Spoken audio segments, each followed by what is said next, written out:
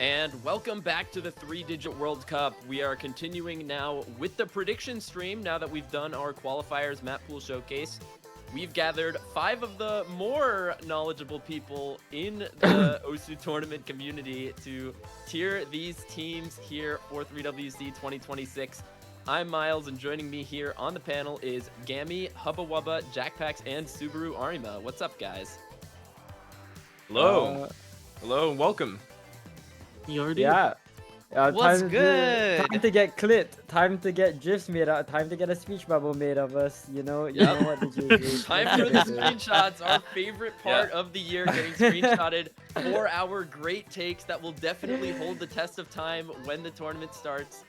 Oh, We've boy. got a bunch of teams on the left. It's not like the World Cup where we have 60 teams to go through, so we can really give these teams the time they deserve, the analysis they deserve, and decide whether these teams are top 2, top 6, top 12, qualifies, or does not qualify as our tiers. Yeah. And I guess before we move on, just one last reminder, right? This is top 16 qualification, not your typical top 32 qualification. So, I believe we'll see a pretty large proportion of teams, unfortunately, going to DNQ this time. But it is what it is. I'm so stoked to see what we have because this year's Three-Digit World Cup is incredibly stacked, and I'm sure all of us in the panel are bubbling, getting ready to drop our maybe hot, maybe some hot, maybe some very, very cold takes, maybe some very base takes as well. But without further ado, I mean, Miles, would you like to start us off with the first country, man? Yeah, of course. And I mean, we've already got it on the screen. We're going to be going alphabetical order from the countries on the left. So we're going to start out with the combined Austria-Hungary team, which I think surprised a lot of people in 2025 getting top 8. They have some core players, mostly from Austria, but bringing in Defi from Hungary really gives them, I think, an extra boon on especially some hidden picks, some aim picks, just a really strong overall player. So we might be thinking of putting this team pretty high again, but I'd like to hear what you guys think. Yeah, I think that Austria-Hungary is this year. I'm really leaning towards the top 6 because it's the same roster as last year, plus Neko Yasi and Akuma no Tenchi, both of which have some reading potential, which is really what that team was lacking before. Just some solid hidden on their board because it was like Fedora Goose running a solo ship on that hidden mod. Neko Yase, hidden specialist, Akuma no Tenchi, more of an all-rounder. Gonna be some really solid additions to the 3WC team here for Austria-Hungary. And Defi only been getting better, only been more active in tournaments. Z9A, Z10A, Fedora Goose had a decent run in the OS World Cup as well. So they're doing their jobs. They're getting work done. So excited to see them back again on the 3WC stage. I personally lean top 6. I mean, I have to say my things too now, don't I?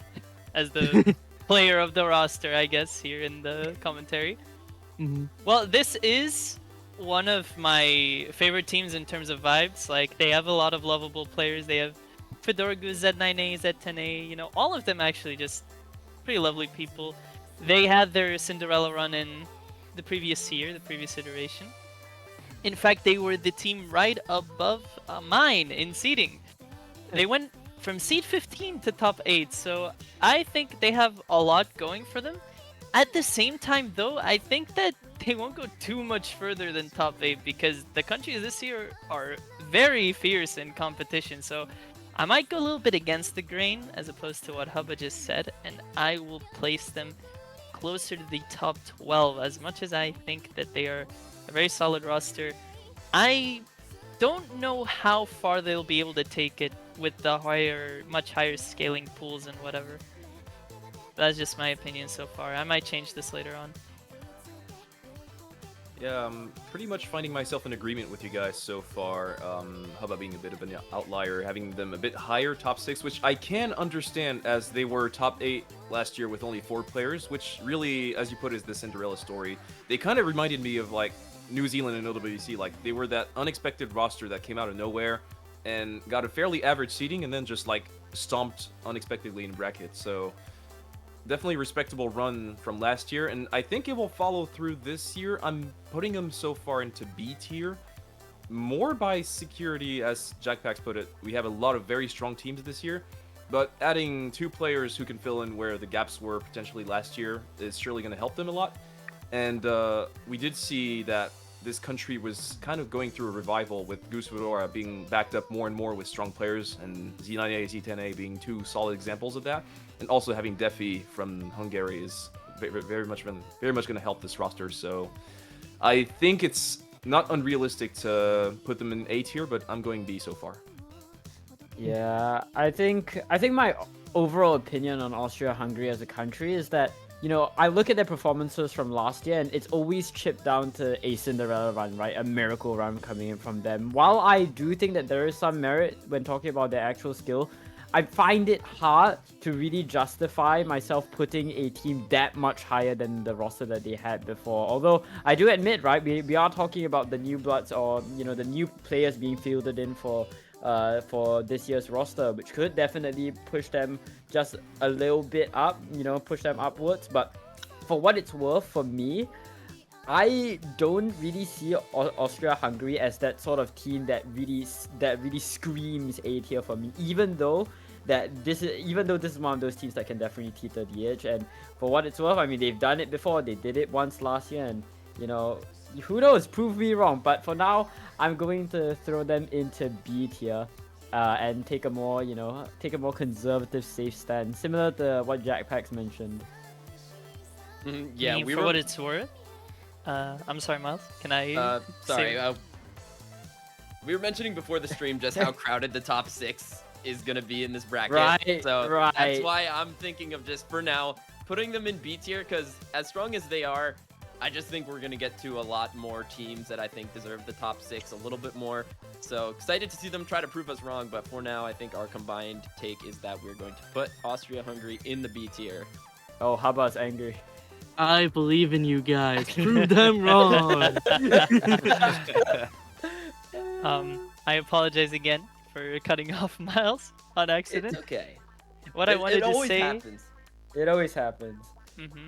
What I wanted There's to 5 say of us. was that the roster itself for this Austria-Hungary team is probably going to be one of the more fearsome teams on mechanics, actually, because they have that crazy depth in the DT picks mostly, because Defi is at 9A, Z10A, Akuma no Tenshi.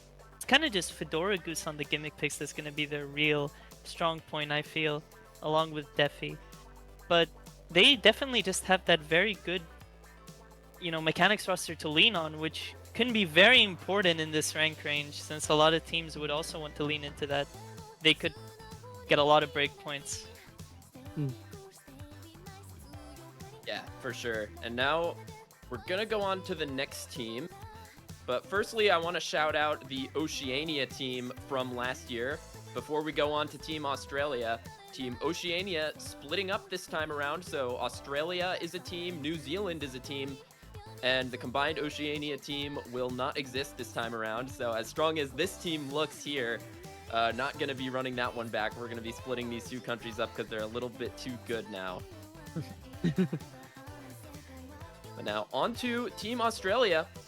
Seeing a bit of a different look from them, I think, compared to what you would expect from their World Cup team. Obviously, their super carries in OWC much higher than 3-digit.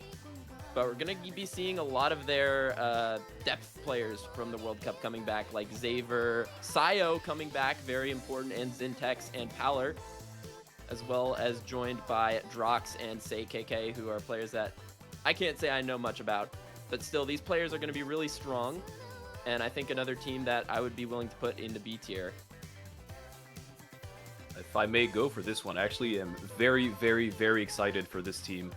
And you did mention a couple of their OWC players coming back in this roster, Xaver and Paler, but also the 2 I'm really going to be looking at for this one are Sayo and Zintex making their return after being multiple times now in the OSU World Cup team for Australia, respectively, both in 2023 and 2024.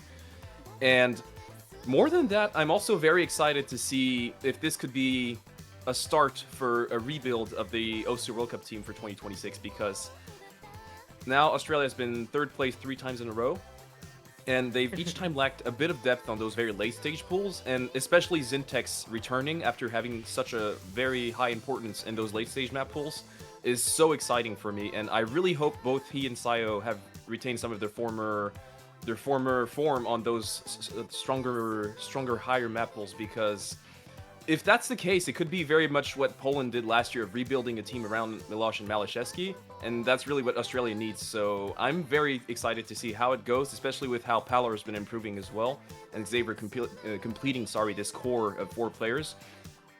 I actually am going to slap them in A tier, because I'm just really looking forward to see what they can do this year, and really hoping that this could be a new start for the OWC team as well. And yeah, very, very excited for them. Very strong mechanics roster, very strong Hard Rock roster as well. Basically only can go up. Well, I guess then it's my turn to go next. It looks like again. I mean, I feel like all this team really needed was just one extra gimmick player for me to want to nudge them instantly into top 6. Because the potential for mechanics is definitely there. They have Zintex, Polar, and Xavier who can just shred any Nomad 2 ever in the history of the game. And much more to that. But I feel like their gimmick roster, if you just ignore Sayo and Polar's existence, they kind of fall off in the later stage probably. Like, they will have that third player issue, I feel. And Drox and Sake, I hope they play a lot of maps, but they could have, you know, the issue the Superior had in the Osu World Cup, where the rest of the team was so strong that he couldn't really play any maps. And it wasn't really his fault. I feel like we might have to see that with those 2 players again. No disrespect, obviously. But if I had it's predictions. It might come off disrespectful no matter what you say. yeah. No. If you're in this tournament, if you're able to even play here, you're a good player. You're very Shots fired towards capable. me. Have it. But for me, I feel like that lack in gimmick, or like that over-reliance on their carries might bite them later on if they just so happen to have a bad performance one day. So for me, it's a B tier, but could be top 6 if they are playing well in each match. But that needs an over-reliance on 4 people. Yeah, I'm also leaning B tier here. I do have intel on Drox and Sake. Sake is mostly on this team for a third player on the speed picks. Of course, Palar, Sayo, that main core for this 3WC roster. Not really known for the tapping. But Zintex and Xavier are going to be getting some help on the side of Sake. And Drox is a bit more of an all-rounder. Really solid at the Hard Rock pool. Has some solid scores like In the Soil, Daily Life with a Sardine, Hidden Hard Rock. Of course, that kind of gimmicky flow. As well as some solid tech leaderboards. So we're going to be seeing them probably as the third core player to help out Sayo and Palar for some of those weirder Nomad picks. So for that, I am a bit excited to see them. I just don't have any proof in the pudding for those 2 players. I've never seen them play in other tournaments. And for that reason, they're in the top 12 for me. But, like, by all means, I'm excited to see the depth of the Australia roster. I'm excited to see the players like Xavier really get to shine on some maps, because they didn't really get too many maps in the World Cup proper. Yeah, overall, excited to see these guys in the weeds of it again, but it is going to be a top 12 for me. Yeah, I think what Haba said definitely has a lot of merit. I think all of us are very excited to see Australia. I mean, and Australia has been one of those countries who has always had a depth issue, and it bleeds into this 3-digit World Cup team as well, right? We can talk all day about Sayo and Zintex and Palar maybe, but the rest of their players, everything is left to a hypothetical. And for that reason, you know, compared to all of the name power that we have coming up in the upcoming countries, I find it really difficult for me to justify putting them any higher than B tier until, you know, we see them really show their true colors in the proper bracket. But for me, definitely going to be a B tier. Yeah, that's kind of how I feel. Like, this Australia team, I feel like they might be lacking a little bit of the top-end talent that I'm going to want to be seeing in a lot of the teams that I'm going to be putting in top 6 or top 2. So, like, as good as these players are, I feel like this is kind of a prove-it moment for them, especially as what I think Subaru was saying about how this is a really great opportunity for some of those players who don't get to shine in World Cup to shine now that they don't have to play behind Box and MREC on every map. But yeah, with that, I believe that means we're going to be putting this team once again in top 12. Boom, there we go. Another team Fantastic, to round Miles. out that B tier. And now we're going to move on to the next roster here. Gonna move on to a team that does not exist this year. We're going down alphabetically. Team Baltics, unfortunately, not going to have the team this year. They did not qualify either of the times they did play, but this time just unfortunately not going to be playing. So that is the combination of Estonia, Latvia, and Lithuania. Hope that they can find a team next year. With that, gonna move on to the next real team, Brazil. I think this was a bit of an exciting, or this is an exciting one for me. Oh, wait, Baltics. What are you doing? Well, whoa, Brazil just turned into the Baltics. Wow. Oh. Okay. So, Brazil, in 3-digit World Cup, I think that their illustrious history, their number 2 run in 2020 was really something to behold, with Corian Maluko, Mistia, and Nissan playing every map. That's a really memorable iteration to me, but the Brazil, I think, rebuild has been something to behold. We all saw them, what they did in World Cup this year. I think shocking a lot of people, getting a really high seed out of qualifiers, having some unfortunate things happen to them during the bracket stage, but I think a lot of players really proving their worth, like Izzy and Chwick, just looked really, really good during that tournament. And Corian Maluko coming back, I think, is something that everyone loves to see. But a couple new players this year, 3 actually, having Nissan be replaced by Monte, and Hirata coming in to replace Vitor Skull, and then Teiko coming in, I think another player who did play World Cup this year. I am sort of unsure where to put Brazil here on like a tier list standing, because they're like they did prove themselves this year in World Cup. They looked really good, but is it good enough to crack the top 6? I'm not, like, what I just said about, I think, the top 6 teams all really having top-end talent that are really going to be able to perform on high skill cap pools. I don't know if I see that on this Brazil team. Like, I trust them up until, I think, the low 7-star range. But then once we get into the real skill cap pools, that, I think, is going to be the real test for Brazil, which is why I'm going to put them in top 12. But I think on a good day, this team can really fight the top 6 teams. Oh, how I wish we had the top 8 in the tier list and the top 16. That would make it easier. That would really help me. By all means, go ahead, Jackdax. You were started. All right, yeah. I mean, that was the first to talk, but to be honest, this I think this is the one that's gonna put me in the gutter. Really, I'm gonna either predict this really well, or I'm gonna just hit it way off the mark.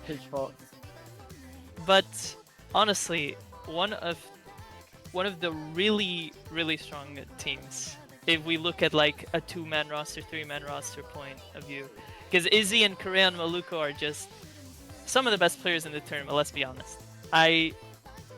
Notably, I have to mention that Izzy has been doing well in community tournaments as well, namely Aim Control Heaven, if you've been watching that or keeping up with that.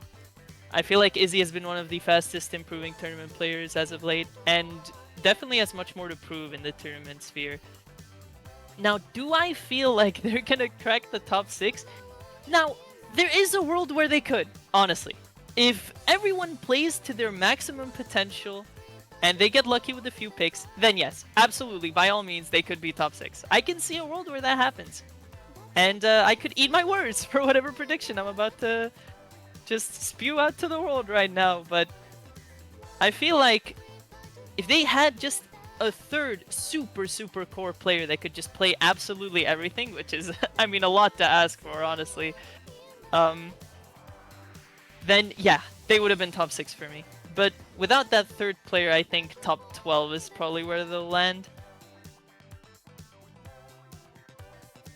Yeah, I'm pretty much in agreement here for how hard Brazil are to place in 3-digit World Cup. I mean, it's like notorious now how their placements have varied so much over the years. We talk about that 2020 performance, 2nd place, only losing to the United States, but also getting a 3rd place in 2024, I believe it was. So multiple times Brazil has shown really top performances in this tournament, and then you have those years where they get top 12, top 16 sometimes. It's like, if if there were one team to ever be a wild card, it would be Brazil for sure. It's so hard to predict how they're going to do in this tournament. And with those changes, they are interesting, but we are also losing Nissan. And as Miles did mention, they had a bit of issues after that high seeding in Osu World Cup with, I believe it was intern issues, mental issues for some players, but it's just so hard to predict. And I'm standing by what Jack is saying in the sense that they would have the potential to break that top 6 barrier, but I'm gonna go with the safe route and put them top 12 for now. There are so many strong teams this year, and if your team is not all there and ready to play, then unfortunately it's not gonna make it. It's not gonna cut it for top 6. So the potential definitely being here. This I very much agree with, especially with the core of Korean Maliko and Izzy being two of the strongest player in the tournament. But it's just they need to show more consistency in this tournament for me to be able to predict them a bit higher. Now, I agree with you guys, but I have a bit of different reasoning. I think, like, the core is fine. Korean Maluku, Izzy, Schwick is fine. That's like a solid core no matter what you say. Monte as well. Monty, now I'm getting to that.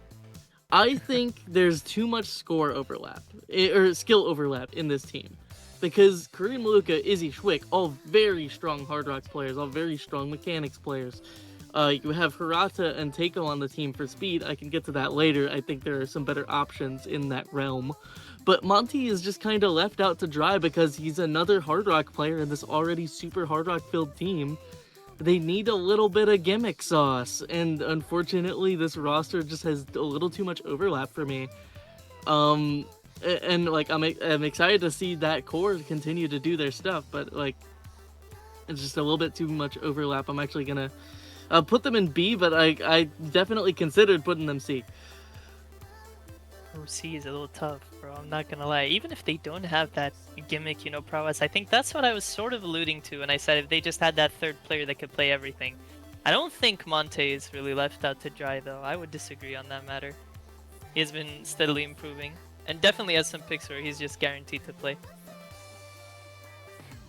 Oh, this is such a tough one. I think of Brazil and I look at Brazil and I instantly think of Australia from before, right? Again, it's another country that really lacks in depth, and depth is something that you definitely do need in any sort of tournament if you want to place high, if you want to go into those later rounds. And I don't know, man. I don't want to sound like I'm a hater, but. Me personally, if I compare Brazil and Australia is already on the lower end of top 12 for me personally, and I think Brazil, given all the OWC shenanigans and whatnot, and given how erratic they are as a roster, I think putting it at B is just being a safe bet. I'm in fact just going to be ballsy as hell and actually be the first one to go to C. I don't want a mafia at my doorstep. I don't want no hate. I don't want a mafia at my doorstep. I don't think that's unreasonable, and like honestly, Yeah. the reason why I said they had some issues in OWC, I don't think it was anything to do with their mental. I think Corian Maluko just had a nasty flu. He had a flu and he couldn't play. Like it was actual sickness. I don't think it was like I heard some things going on like with like a crash out. Like I think after they were like eliminated, but. I don't think it was necessarily that bad during the match. I mean, obviously, I don't like commenting on mental because you never know exactly what's happening in the team chat unless you're like actually in there. But That's true. I guess that's that's just something to keep in mind. And I it get, looks like, but at the same time, like like how erratic they have been in previous years just naturally makes it difficult to place them anywhere, and that is something that you could potentially boil down at the end of the day, right? Even if we ignore the OWC stuff. yeah. It's All right, just Brazil and syndrome. They could place literally anywhere. they could place second. They could place top 16. We don't know, but we're all sure they're going to qualify, and it looks like 3 of us have them in the B tier. So that is a 3rd team in the B tier, already halfway through the 6 teams we're allowed to put there. Yeah. We're really playing this safe. We're really playing this safe for the B tiers, For We now. love B tier. Soon we're going to have to start making some takes, and I think we'll wait until the end of the stream to organize it. Like, if we have like 8 teams in B tier, then we're gonna choose a couple to move down. But for now, we'll just mean- go by majority rules. Hubba's being pretty smart about this so far. Yeah. Yeah, He's played these spacing them games out. before. Played One these for games all. before. But we gotta get going to the next team soon enough. Mhm. Yeah. And that team is Big. Canada. Scream. All right. Anyone else want to go first for Canada? Oh my God, put me in, coach. Okay. Put me Hubba, in. what Yeah, do you go wanna ahead. say? Put me in, coach. Top 2. I love Canada. Wait a Okay. minute. So Canada this year, they get, just for starters, Ryuke. Where was that guy in OWC? He took a little break, and I'm sure he's going to be back in style to stunt on these 3 digits. That guy was top 10 for 4 years. Are you kidding me? And then we go down to CL. That's going to be your general hidden fill player for this roster. Raikai as well. That guy is a reading demon. They finally have reading on this roster. Can you believe it? And then non-cycle, phenomenal all-rounder, gonna be in for your nomads and whatnot, helping Pikapone out for that core roster. Wandario, same dealio. Wonderful hidden roster, wonderful aim, solid mechanics. I'm really high on this roster. I think it's gonna be great, especially with Pikapone being able to play a World Cup, because he's been kind of omitted from that Canada roster for whatever reason. This is a really strong roster, and I'm excited to see them play. That is, Wow. that is a spicy Holy- prediction for sure. Bro had I a mean, script. I mean, Bro had a someone, script someone, planned. someone's know gotta if make a top spicy two's in take the at some point, cards. right? Like, Yeah. I don't know if top 2's in the cards. I'm not I gonna don't know. lie. I don't know, Jim. I mean, yeah. Who wants to go next about this one? Like, I this can. is- Yeah, go ahead. I'll go after you. All I'll go right, after you. so I think top 2 is a little bit far-fetched. I like top 6 for this team. They're really well-rounded and they have really good, I think, core players, especially like if you can trust Wandario and Pikapone to go in and get a high score on just most maps in the map pool with really good rounding fill players as well. But again, like top 2, I'm looking at a few other teams in this bracket, and Canada, not historically a team to really overperform in this tournament. So I'm going to be putting them in the A tier. And on the topic of Ryuke, I think he is such a wild card for this team because he is not really a player to, I think, like, he's not really a tourney player. I don't know how to say this. Like, when he was good at tournaments, don't get me wrong, but he's not the type of player I trust after taking such a long break to come back and be like a super carry. Like, I think especially on the DT, like, I think his HR is going to be really good. He was an HR main before he got really good at DT. I trust him more on that, but I don't trust him to be like a top 10 super carry in this tournament. Yeah, kind of standing on the same ground as Mal's for this one, and I'm actually, I could see the A tier. I could also see the B tier for this one, because the thing is with Canada, like, of course you got to look at their history in this tournament, and like for some reason, Canada for the past 5 years now, 5 or 6 years, have been a top OWC team, a top 4 WC team. But for some reason, it just doesn't seem to happen in the 3-digit range, and I want that to change for them. And this is the roster that could make this happen. I completely agree with that. Whereas, like, you got one of the best hidden rosters in the tournament, arguably, with Wandario and Pikapone being a super solid core. But as Miles did put it, Ryuke being back after this long break is kind of a wild card more than like a safe carry. And also, you look at just how many teams are super stacked this year. I just don't see the S tier. I could see the A tier, and that's where I'm going to put them for now. But they're like on the lower end of the A tier for me. I could definitely see an argument for B tier made for Canada right now. It's more of a wild card than an ensured top 2 for me. Whereas they could go very far with this roster. It's a lot of new players. It's a lot of rebuilding, and you love to see it. But I kind of toned down the overhype for this one. Yeah, I guess while we're talking, right, I like to echo what Subaru is basically is saying. Me personally, I see this as being a top end B tier team.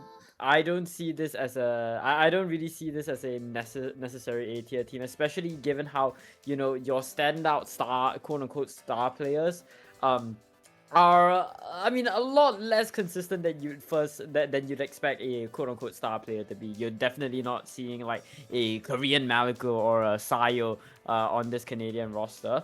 I mean, I say that right. I say that right. And there's still Pikapone and Wanderer on this team, so who am I to talk? But frankly speaking, I don't think that this Canadian roster this year hits high above any, or that high above anyone on B tier, and for that reason, I think I'm going to once again play a bit more of a risky pick and actually throw them down to B tier instead. Guys, what can are I you just say doing? this is another case of Brazil syndrome? We've got 3 different tiers here. This is Finally, another some case of parity. Brazil syndrome. Look, can I say something that might sound a little crazy? Can I just say it? That's what you're here Yeah. for. I feel like their carry this year is not Ryuke. I feel like Yeah, it's no, Wanderio. I don't think anyone. I think it's Definitely. I think it's Wanderio too, but It's but Wanderio and Pikapone. I think it's Pikapone, yeah.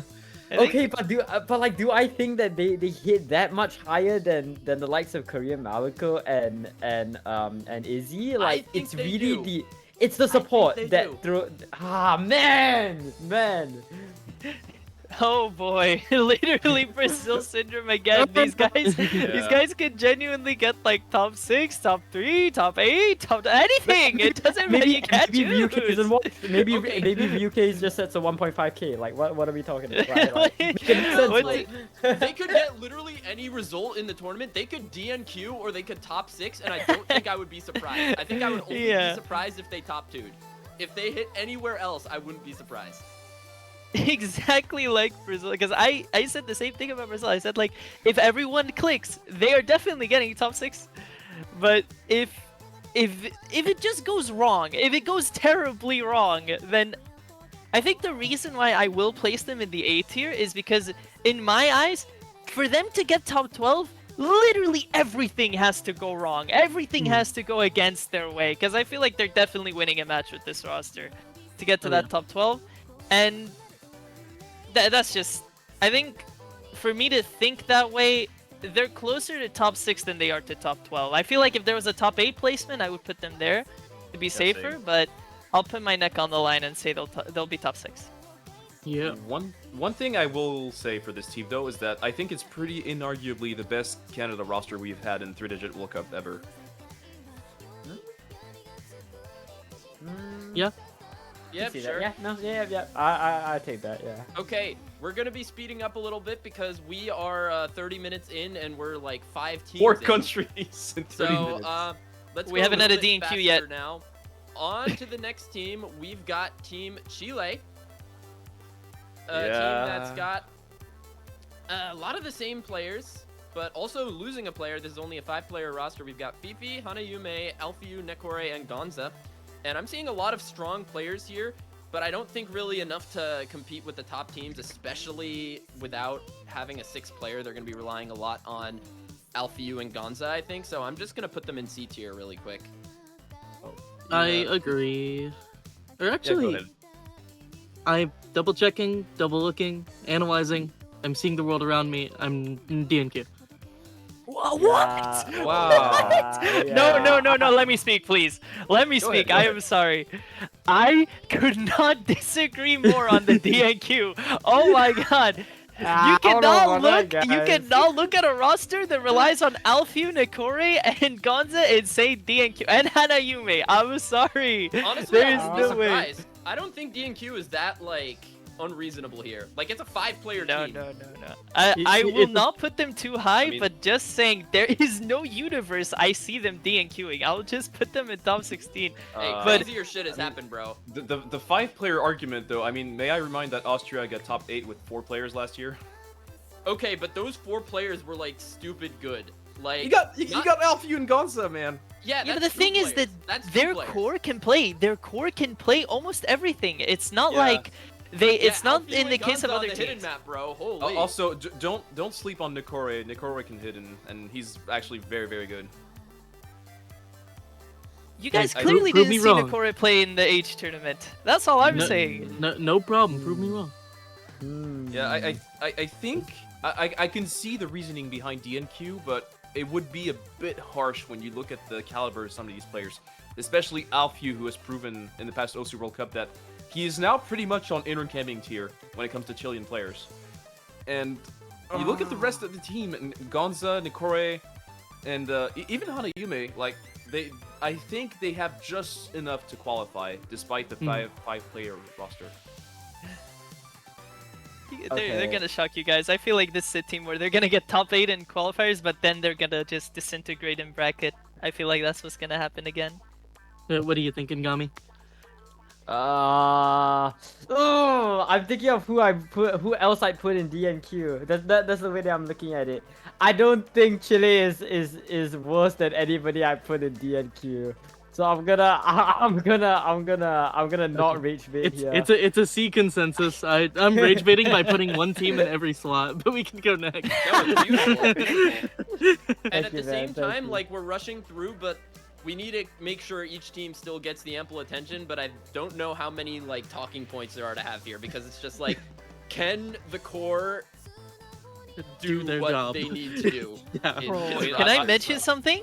Can I mention Yeah. something? Go ahead. I have There something too, is but- no way this team is DNQing when they have such a good speed roster, such a good mechanics roster, such a good, like, on everything. I think their forte is qualifiers. Bracket is a different story, but qualifiers is their forte with this it's team. Okay, It's okay. I can It's my see that. job to be I wrong. see that. It's my job to be wrong. It's no problem. They pay me the big bucks to be wrong. We go next. Alright. Rage bait aside, I think it's time to move over to. No, what do you got, check it. Subaru? Didn't Subaru have a point? Oh wait, did Yeah, Subaru have but points? Okay. My quick point was half trolling because obviously this is a different pool, different year. But I will just say that last year you all DNQ'd France and they qualified with 5 players playing. Okay. Okay. Subaru okay. try not to mention Subaru France France. challenge. Let's They're just in 3 move on. teams, pal. Yeah, They're in 3 I- teams. I- Let's just I- move on. I still got a couple countries to wait before I go all out, but Before we let Subaru do his thing, and then United States will come up and it'll be like, "Oh, Miles, shut up! You do this every year." Like, I promise I will let you talk for as long as you want for the UN. okay, USA beautiful, roster. beautiful. All right, Don't now, forget once we have again, Greece later. Oh god. We're going once again to a team that does not, unfortunately, have a roster this year, and I think this one is going to surprise a lot of people. But China is not going to be having a roster for this edition of the 3-Digit World Cup. They used to have this great thing going where you have Karumi and David permanently on the border of 4-Digit and 3-Digit, and they would just switch over whenever they need to get teams for 3 and 4-Digit World Cup. But this time, not having a single player on the roster, and I didn't look at their signups, but not having a roster for China after getting second in 2022, that is just, that's incredible. Guys, That's insane. Crystal, I don't- Crystal is 4-digit, guys. I don't think we- we had a single. Ah sign-up crap! back I'm cooked. Shit. Crystal's 4-digit, guys. Like, we just got a moment of silence for Crystal. Can someone BWS this guy? Hold on, I think I need to BWS this guy. He's like BWS 20 probably. Like, it doesn't matter. But Yeah. probably we should move on to the team that actually exists, or is maybe Yeah. like a sister team. No. I mean, this is just unfortunate for China. So we're gonna move on to Czechoslovakia, team that I ain't even has gonna 3 shoot players. it. We've Yeah. got Seviade, Dryx, and Rafiux. I feel like Czechoslovakia is just a case of like a country that had the same players over and over back in like 2019, 2020. Like you see that best placement in 13 to 16 in 2020 back when they had like, you know, Bloodbursting, Avenido, Daichi, Nitrum, like all these guys, and they just all stopped playing at the same time, and nobody really came to replace them. So unfortunately, it's going to be a pretty obvious DNQ, I think, for most people. Yeah. I don't know but what you it's- guys are talking about. I think they're winning. alright. True, dude. All right. But Alright. yeah, it's unfortunate, but you gotta start somewhere, and I'm happy. Like, just making a team is a start. Seeing people play the tournament is a start to get They're other better people than China. If you motivated. think about it, Oh, yeah, I they just placed realized- higher than China this year. If you think about it. Sorry, It's technical true, I difficulties. mean- How do I remove a team? Backspace. Backspace. Backspace? Alright, Yes. thank you. Alright. Mhm. Yeah, what we gotta focus on here is what Dryx said in the chat. We made a team. Holy shit! And Yep. yes, that's the truth. I mean, if That's a start. Czechoslovakia has a team and China doesn't, they placed above China. And you know, That's in a true. normal Exactly. tournament, I would say that's a pretty good achievement. So we, Good on we them. are proud of you. I mean, heck, they placed above Taiwan, former winners. I mean, what- Let's go. True. What Czechoslovakia is this year is what I thought Greece would be last year. So like I empathize with them a lot. Mhm. Aw. Yeah. All right. Now on to Oh. Finland. Scream if you love Finland. Mainstay team in every World Cup tournament. I think they're so consistent at getting like a middle result in every single World Cup Wow. tournament I see them in. And this is not an insult. It's insane consistency. It's incredible. They roll up with a similar roster. We've got Isak Amasetic, Mike Tyson, Nev, and Marius, a player who I don't recognize, but the other four, all players who are very consistent at what they do. And Amasetic, arguably one of the best speed players in the tournament. But yeah, as Badu is saying in the chat, no Allergy is going to be a pretty big loss for Finland. I know he's won Finland Cup before, so that's losing one of their best players. Mhm. Yeah, that really, really stings, unfortunately. No Allergy being really, really tough, especially in such a stacked year. And, like, that might be a hot take, but I think that's why I'm gonna actually DNQ these guys for now. We might reshuffle this at the end of the stream. But just the fact that there are so many good teams this year, I think they're like the Seed 17 team, you know? Like, good team, but just slightly lacking that one player who would have made the difference. That would have been Allergy, for example. You did mention, like, the rest of the team is not bad by any means. Like, most of their players have placed fairly highly in the national tournament, and it is still a pretty good roster, but it's not them, it's more just the teams around them. Like, there are so many strong teams this year, and I just feel like they're in that low top 16 range, and so far I have them in DNQ, but I might change that at the end of the stream when we talk about the entirety of the teams once more. Mhm. Wow, Yeah, so two teams in a row where I totally disagree with you guys. That's crazy. Okay. Again, I feel like this team has a lot of the same points as Chile, and I'm sorry to cut you off, Hubba, but Oh, you're like okay. it's a lot of the same stuff that I was talking about Chile. You guys seem to focus on the fact that they don't have Allergy, and don't focus on the fact that Mike Tyson has been absolutely cooking it up lately. Yeah, that's fair. That's fair. I do agree, and Isaac also a player that has really been coming into their own lately. I just think that like Finland is a team of specialists, and they're a team, or they're a country that like love their like national pride. Like I swear to God, I see an all Finland team in every tournament I play, and it's truly beautiful to see. I love the like environment they have. They just are like a little bit gapped on certain skill sets because they're missing that sixth player, which normally wouldn't be an issue, but Finland is a team of mostly specialists, and you are looking at their sixth would have been Evert, who unfortunately wasn't able to rank up in time, was only like 11 ranks off or something from the 4-digit difference. So unfortunately they're missing their sixth player because of that, and I think it's a little unfortunate, and the balance is going to be a little bit wonky for the qualifying here. Yeah. I mean, for me, I was pretty shocked, right, when I saw DNQ from like a bunch of you guys. Me personally, I'm with Jackpacks here. I think that this roster overall has just enough. If you asked whether they were seed 16 or seed 17 to me, I'd say that they were seed 16, just purely based on the fact that I've been seeing again, right, what Mike Tyson and particularly Nev. I've been looking at what they've been doing recently, and I mean, they have been proving themselves time and time again that they are capable. And one last thing to mention, I like the mental on every Finnish roster is insane. I love it. I love Finland as a country. And They're last but not least, like, come on, like most consistent country. Come on, I gotta keep up, bro. I gotta keep up with it. So Mhm. They I'm got putting my them boy into- Amma. I'm never putting them putting DNQ. They into- got my boy Amma. Yeah, Yeah, that's right. I unfortunately moved them down to DNQ because I looked down the list and I realized we have to put 11 teams in DNQ by the end of this, Oh, we which did is that. going to be Oh, shit. really difficult, I think, with the level of play that we're going to have. So I moved them down to DNQ, but they are the consistent team.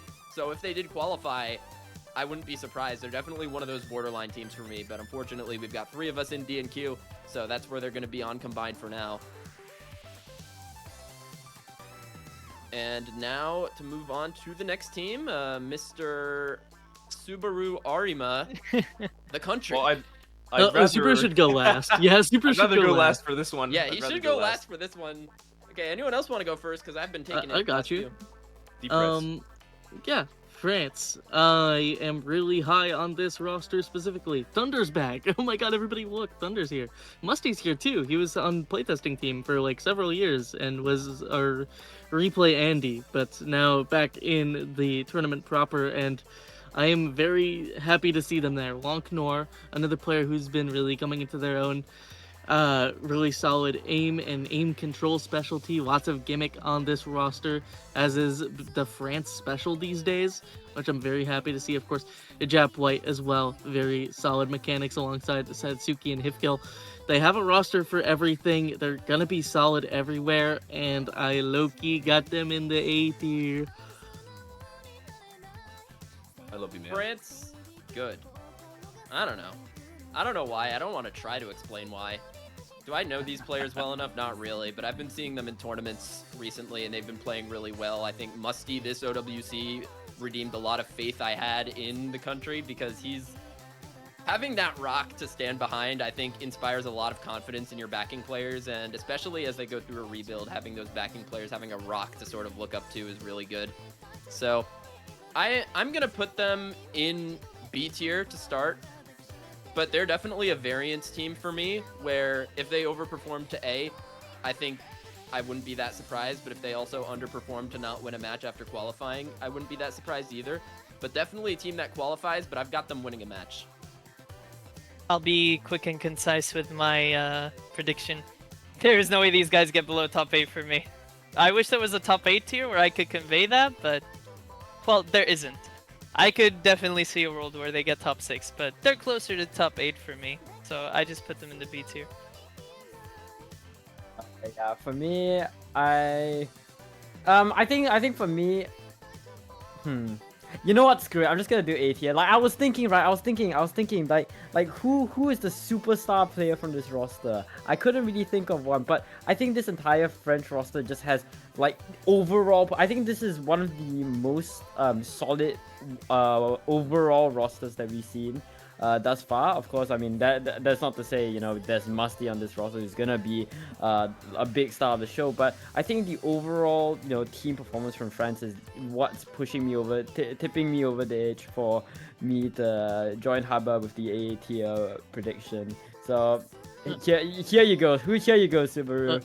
Wait, can I make one final point before? Oh yeah. I think the 3WC pools are a big reason why this team is strong, because this is like the gimmick like skill set immediately adds like comfort in variance, and like you see in maps like in this qualifiers pool, like that super control heavy hidden 1 or the AR9 Nomad 3, players like Thunder, Lonknor, and Satsuki are going to run laps across those maps because they're comfortable at any approach rate. They don't have to worry about density issues.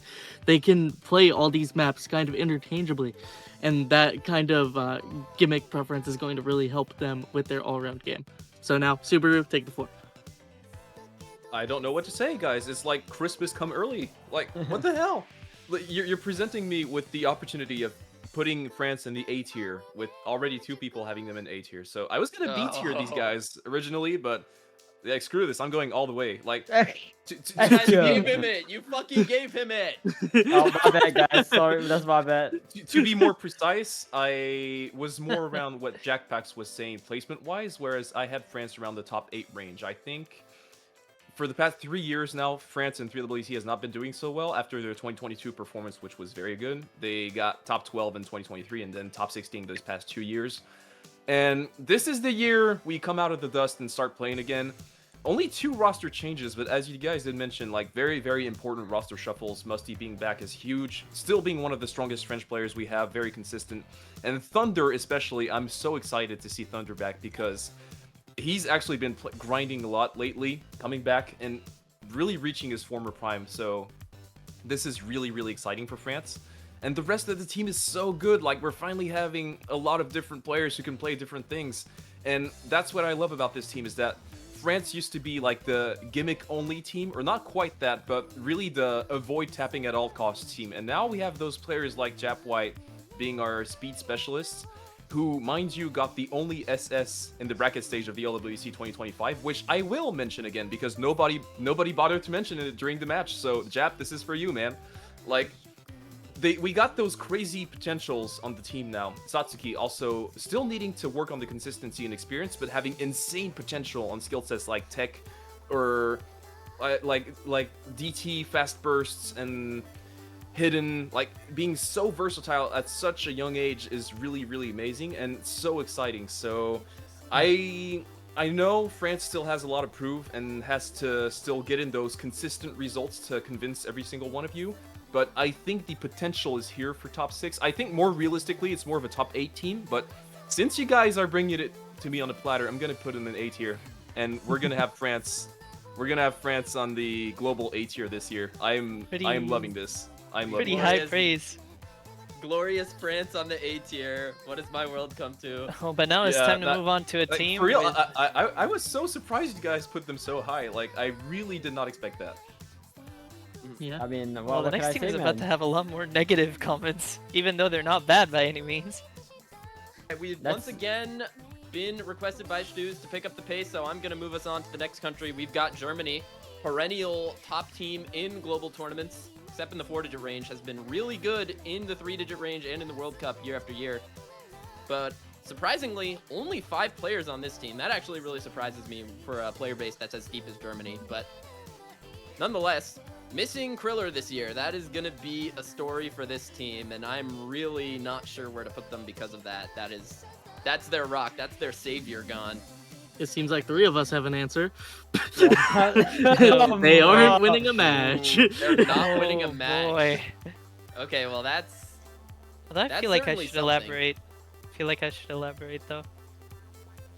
Yeah, go for it. It's mostly the fact that I think their core is super, super good, right? But what if one of their players doesn't show up? What happens then? Mhm. They are beyond screwed if that happens. So let's just say that is a very real possibility that could happen because, you know, people have lives outside of Osu, and there is a realistic possibility that one of their players might not show up. And if that one of their players is one of the core, then they are screwed. Let's just be honest. Also, their skill set coverage is not as good as it used to be in previous years, and also I feel like their mental is not gonna be great because of the simple fact that they were probably hoping for much more with the team. They were hoping for at least a 6-man roster, you know, and now they're getting hit with the brutal reality that, oh, look, I don't even have 6 players on my team, and much more problems are gonna arise from that. I think it's less of a mental thing and more just like Germany in every World Cup tends to be very cliquey. Like, they just omit players that are very good and should be on the team because of, like, vibes, I guess. Like, I don't know, to focus on the gameplay, man. That's my... We might my, also eat our like, words really hard no, here. and like, yeah, and I'm willing to take that on the chin, but, like, I don't know. This just, it doesn't feel like it's it. I'm happy to see Shark on the team. I will say this. Shark, Christian, Lion, all players that deserve their shine. All very solid players. I just don't think this combination of them is the play. Yeah, I mean, just to round off the 3 Insta C tiers, I have nothing more to add, right? I think Germany had very big shoes to fill, but you know they don't have the same wearers anymore, so I think it's gonna be C tier. I mean, if I had to be honest, I'll say one last thing and then we'll move on. I feel like we're being much harsher on this team because of what we thought they could be. Like, there's a True. very realistic possibility that they could be a tier or 2 above what we just placed them. I might change I that mean- later, but for now, that's what it will stay. They got top 3 I last think, year. I think, yeah, we're also giving them a hard time because of that top 3 last year, as Miles did mention. This was literally their best placement ever in 3-digit World Cup. With that said, obviously it sucks to lose Kriller, who's like, he's like been their best player for many years now, and not just in this range, but all around. You also got to look at who's playing this year. Like, sure, it's a 5-man roster. Sure, it's gonna suck to have an absence if you're already on a 5-man roster. But you look at those players. Like, also, we also didn't mention, but losing Tim is pretty bad. But Yeah. you look at this 5-man roster. I think we're maybe being a bit harsh on the number because you look at those players, they're all very capable. And a lot of viewers gave Germany a hard time because they didn't have Lion in LWC, and there he is. So the Shark being back at the same time, that it's hard for me to imagine them not winning a single match. Like qualifying for sure.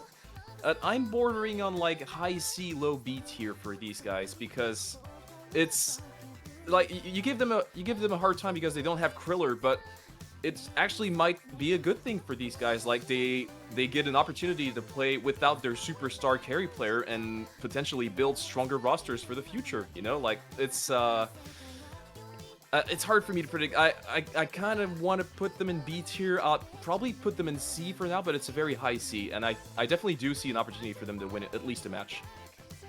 Yeah, We this should is the really get sentiment going. we gave for like Australia, so I think it's fair to give Germany that same treatment, especially with Fla and Runny Sunny being really good core players. But yeah, it's time to move on to Jackpacks. Oh God! Don't make me start. Jackpacks. Don't make me start. All right, Jackpacks, you're gonna explain to me why Greece is winning the tournament right now. So, for it. here is the deal, right?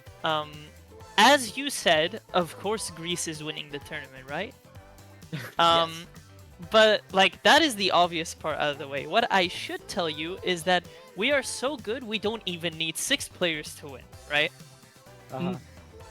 Because all you need is a Jackpacks, a Puyu, a Naked, and a Bombman, and you're done. You just win the tournament like that. Uh-huh. You wipe the USA 7-0, and there's nothing much more to say. Now let me say the actual prediction. Yeah, all right. Here we go. All right. I think this is not a case of us getting worse. I think this is the case of the tournament just becoming impossible to qualify in with, you know, the roster that I have. So, I'm unfortunately gonna have to say that we DNQ. If I had the choice to, you know, be completely abstaining from this choice, then I would not place Greece anywhere, but I can't really do that. If we're being objective, I think we DNQ, and I'd be very happy I'm wrong about this one. I really hope I'm wrong about this one. But Naked has improved so much. Bombman has improved a lot as well. Puyu is, frankly, the only reason that Greece has any hopes every year that we get to qualify in a World Cup, because me alone is just not enough. And these 3 players that I'm playing alongside with are just players that I deeply respect. I'm deeply happy that I have a roster in the first place that we're able to play in. That's all. All right. I think that sums it up. Yeah. Expert I mean, analysis we're all from in the agreement. captain. Now we're gonna take Yeah. this opportunity to get some time back. Jackpacks gave us that. Now after Greece, big one here, Hong Kong. Wait, Oh. this DNQ. team did not play in 2025, number 1 in 2022, perennially a country that is really good at tournaments with really strong players, but then in this World Cup just completely flamed out, coming back into the 3-digit World Cup with an incredible lineup, bringing back some of their all-stars. Suwagi is back, A21 is back, Misha Awa is a player who before the stream we touted as one of, if not the best player in the tournament. And F2X coming back as well, a really good stream player. This is a team that I think a lot of people are going to have some high expectations for this year.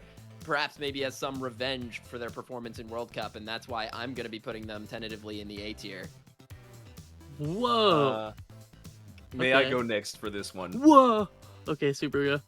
So similarly, I see you guys putting them all in A's, and similarly to what Hubba did earlier for Canada, I'm riding the hype train all the way. This will be my first S tier team. What? No, I agree. S I tier! agree. No, I I get agree. this. No, I Whoa. agree. No, I agree. Suwagi is that good. agree. I am. This is like a risky S tier for me, of course, because of obviously some of these players are returning from long breaks. We're thinking about Suwagi, A21, but you look at this roster and you look at what Hong Kong has been able to do in the past in this tournament. And you did mention this first place back in 2022. They also got a second place in 2023, beating USA 7-6 back when they had the duo of Suwagi, MCY4.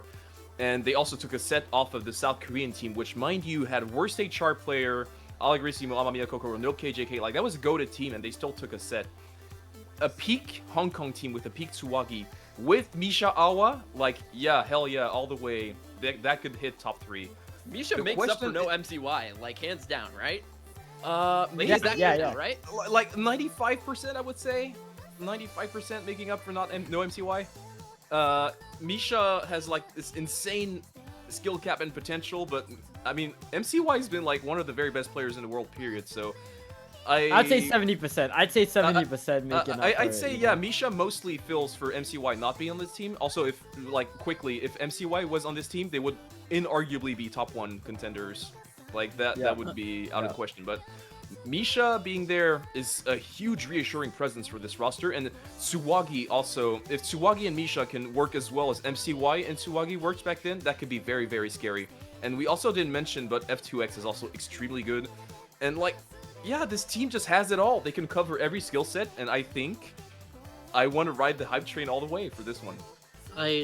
Believe me, my heart agrees with you. My heart wants to be like, oh my god, I love all Okay, these bro. players as Okay, people, bro. and like, I love them as Oh players. my Like, I love these players, but But I feel we have Romania 2024 syndrome. We see a bunch of old names, we go, oh my god, PogChamp, and then we put them number 1. Like, we have the same thing as last year, where we just see a bunch of names we recognize and then put them high when they have a collective, like, 2 play count. Like, it's just not the play. I think they're a little better than Romania was last year, but, like, that's why I put them in B tier instead of C tier, right? Like, I think they're solid. I don't think they have anywhere close to winning potential yet. This is a rebuild year. We need to treat it as such. We need to remember Hong Kong Seed 40 OWC. Regardless of roster, that has to have some sort of mental boom. This is the rebuild. Take it slow. I don't think this is a rebuild, though, if all of these guys are so experienced in tourney. It's not like these guys are building things up from zero. They're trying to reclaim what they had, and it's like, if Tsuwagi can bring back 80% of his form, and that's really the question for me, and which is why I have them in A tier and not thinking that they could win the whole thing, because Tsuwagi doesn't need to play the number 1 player on the team anymore because they have Misha to do that. The question, which is why I actually respect your B tier here, is that we don't know how de-rusted these players are. Like, Tsuwagi took a year off of tournaments. We don't know if he's going to be that number 1 guy yet. The only guarantee on this team is that Misha is, like, insane. And everything else is, like, it could be a range. Who's going to be playing really well? Who's going to be, like, okay? And who's just going to fizzle out like they're still rusty? That's the question for me. Well, I do see what Hubba's trying to get at. Like, even Tsuwagi at 50% skill level is still one of the better players in the tournament, I feel. Yeah, for real.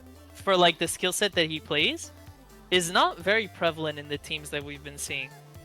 So he could definitely be valuable even if he's, like, at half the level that he was at his peak. Like, that's something to consider alongside the fact that F2X and Misha are still more than active in the community.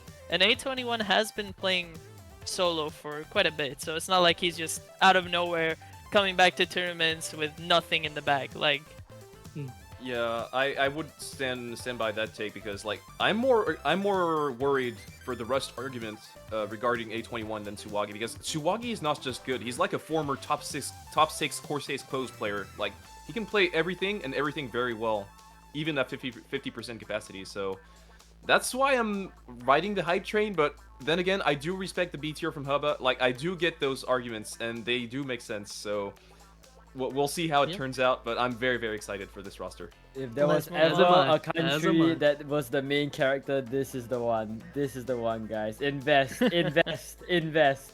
Let's move on. Yep. We are good. All right. Sorry, we just cut off Gami there because we hit the 5 minutes. The 5-minute timer. All right, Oh, so it Nick, looks like no. combined. All right, we got 2 S's, 2 A's, and a B. I think that makes A.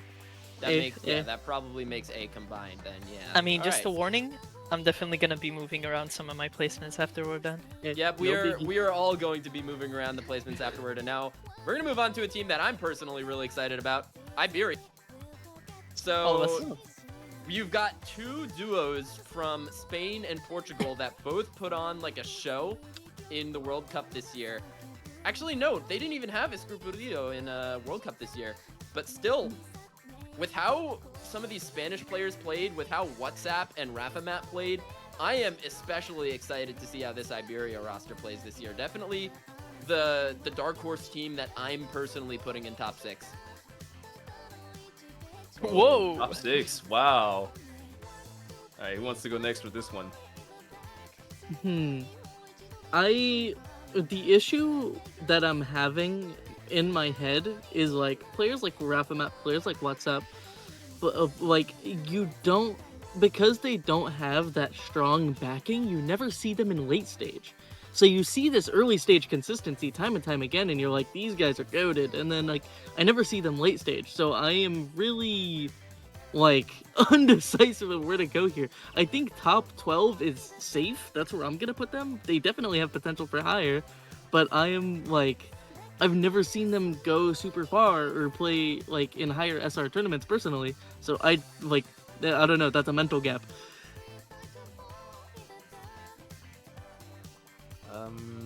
I'm bordering. I would want to follow Miles on the hot take of the A tier. I think I'm not gonna go all the way and stick them in a B for now, but I do see the high potential on this roster. You look at the alliance, obviously, of these Spanish and Portuguese players, and as mentioned, we didn't see them really go that far into many tournaments, many World Cup based tournaments, that is. And I think, like, we France had Spain in our group stage at LWC, and they really like gave us a hard time while also somehow managing to beat Chile. Like, that was such a crazy performance. And then you get Portugal putting on a show with those carry players, also Rafamat really with the strong performance, WhatsApp as well. Like, overall, this is a very interesting roster. What I'm a bit not concerned, but like wondering about is how well those players are going to work together. But I think if they manage to find the synergy, like this could go very far. I could see them pushing for top 8 and maybe top 6.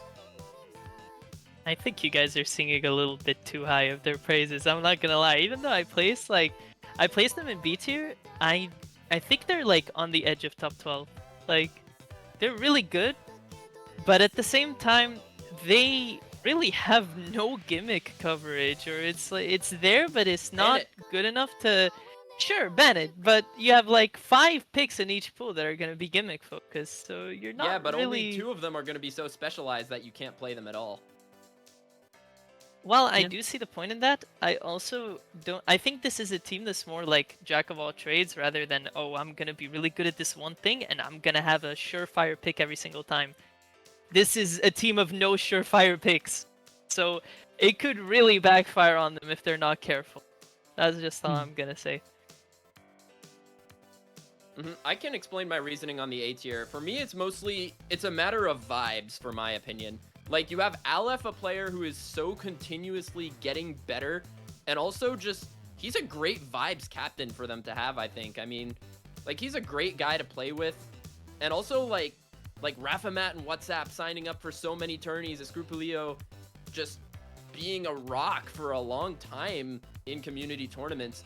It just feels like the stars are kind of aligning on this one. Even Townie looked really good on his maps in World Cup, and Decory as well. I just, like... It's a feeling in my gut. Like, these guys are all really good at the right time, and that's why I'm like, okay, I think these guys, by the virtue of them being so good and so motivated right now, I want to see them get top 6, and that's why I put them there. You've convinced me. Oh, yep, here's the vibes. Here we go, Hubba. Like, This is beautiful. I'm moving Austria-Hungary down. This is beautiful. I actually see this is kind of like how I felt about Austria-Hungary with how they performed last year. Like, they just had good players lined up at the right time who were motivated to do well, and that's why I put them in A. And Yeah, I was gonna pull the argument of how unlikely it is to see a DNQ team turn into a top 6 team, but then I remembered that New Zealand and LWC turned from DNQ to top 8, so anything's possible. Anything's possible. Yep. All right, and Gammy is AFK, so we're going to be skipping them for this turn. It looks like we've got 3 B tiers, so we're going to be throwing them in B. Yeah, it looks like a B, but a strong B. And now we'll move on to another combined team. We've got Imperio Rio Platense. I definitely Boy. botched that pronunciation, but I try my best. And this is a combination of Argentina and Uruguay. And these are all Argentina and Uruguay in OWC. They're both teams that I think. Oh my God, that's my 5-minute timer from the last one. My apologies. Oh, so we finished earlier. I thought. Yeah, we finished early for them, but it feels like they always hover around like top 32 for OC World Cup. And we're seeing the strong players from both of those teams combined here. And this is just one of those like what if rosters for me because it feels like we see them do the same thing every year in the OC World Cup. So I don't really know what to think of these players because I don't see them go far very much in community tournaments. So I'm probably going to be throwing them in DNQ. Yeah, same Yeah, for and- me. It's a Go shame. ahead. Should they 'cause you want qualify? to- I think this year is their biggest chance to qualify, though. Funnily enough. I think, I don't know. Reiko versus Tofi is like a wall of equivalent exchange in my head. Like they do very similar things. It's very I don't know. Like, they didn't Like, qualify ahead of Greece last year. That's kind of what's really kicking me to put them in DNQ. I don't feel like they're a bad team per se. I feel like they definitely are gonna be around 17th if they don't qualify, or 18th or something like that. hmm Yeah, seems Yeah, like a that- consensus DNQ. Yeah, Okay. I think BNQ is consensus for this one. Is consensus, but just shout out a few of their players who are really good. Tofi coming in to replace Richo, a really good DT player, really good mechanics player to come in. Mhm. I just realized something. We didn't put Czechia in the combined results. Oh, that's true. We did not, so we're gonna real quick throw them here in the DNQ combined. They're number one in our hearts. Always. Believers. All right, well, if we don't have anything else to say about this team, then we can go move on to the next one. That's always Indo. Indonesia. always an interesting talk point in Indonesia, regardless of the rank range. Indonesia, a team where I have had some love-hate relationship for Indonesian rosters over the years because I'm one of the people who drinks the Kool-Aid for pick'ems every year, or at least in the last few years before this year, where I was like, Indonesia's gonna do really well. They look really good, especially in the early 2020s. You see number 3 in 2022, but did not qualify in 2025. So not sure where to put this team, coming in with mostly the same players. Like, Dido is still good, Hakui Kaori is still good in Mindfrost, but like if they didn't qualify with that last year, I don't know if I could put them qualifying with it this year. This is the worst. This is the team with the worst names in the whole tournament. Yeah, it's always hard to predict where Indonesia is gonna be settling in this in this bracket or in these qualifiers, at least, because you look at those names and on paper they all individually look like good names, good tournament names. But then it just you put them all together, and whether would it be in three-digit World Cup or Osu World Cup in these past few years, it just doesn't seem to really happen for them. And it's hard. I don't want to DNQ these guys because you look at these names and they're all solid names, but then you look at the seed 18 from last year. I want to believe that was a massive underperformance, but I've been recently more on the point of the fact that I always found Indonesia to be a bit overrated in predictions because you see the big names and a lot of people would like be, oh yeah, these guys are dark horse top 6 potential team, and then they just get like top 24 out of nowhere. But I want them to qualify this year Where's that and new start guy?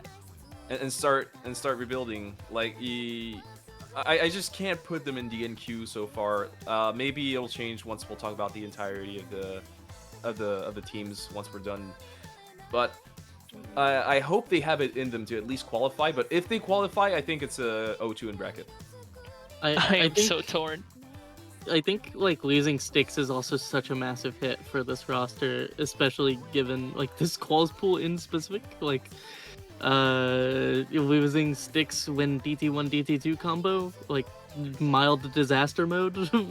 I don't know. That just feels like his skill set like super high. Unfortunate for Indo, but I also have him DNQ. I am so torn about this one, right? The thing is, I feel like genuinely all they needed was to just have that noob guy. That's all they needed. I'm gonna be honest.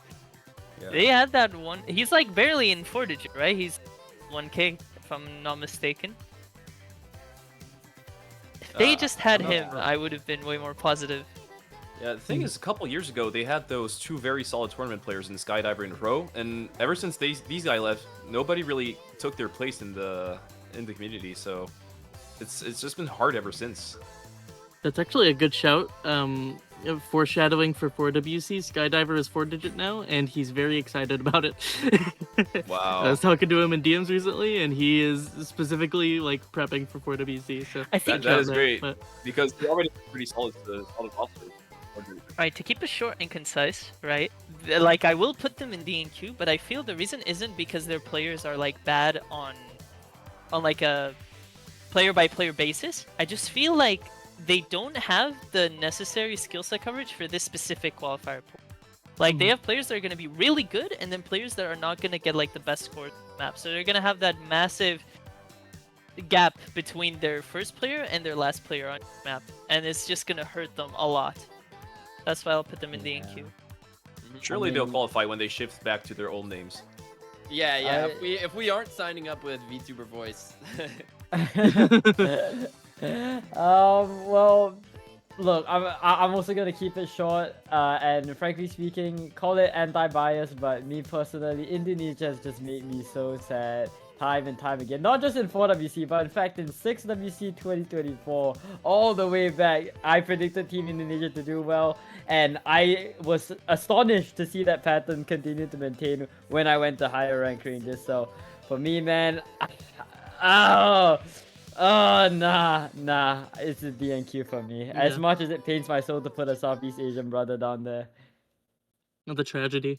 yep, Oh, the unfortunately, that means all of us except for Subaru putting them in DNQ gonna be there on our combined tier list. Yeah. Now on to the next team, which is one that has been surprising me for a few years because it seems that they just churn through players but still end up going back to some of their old names at the end of the day. Japan, team that got 7th to 8th in 2022, but did not qualify last year, but bringing back an old name that I'm really confident in, Rikuyama, coming back, I think is going to be huge for them.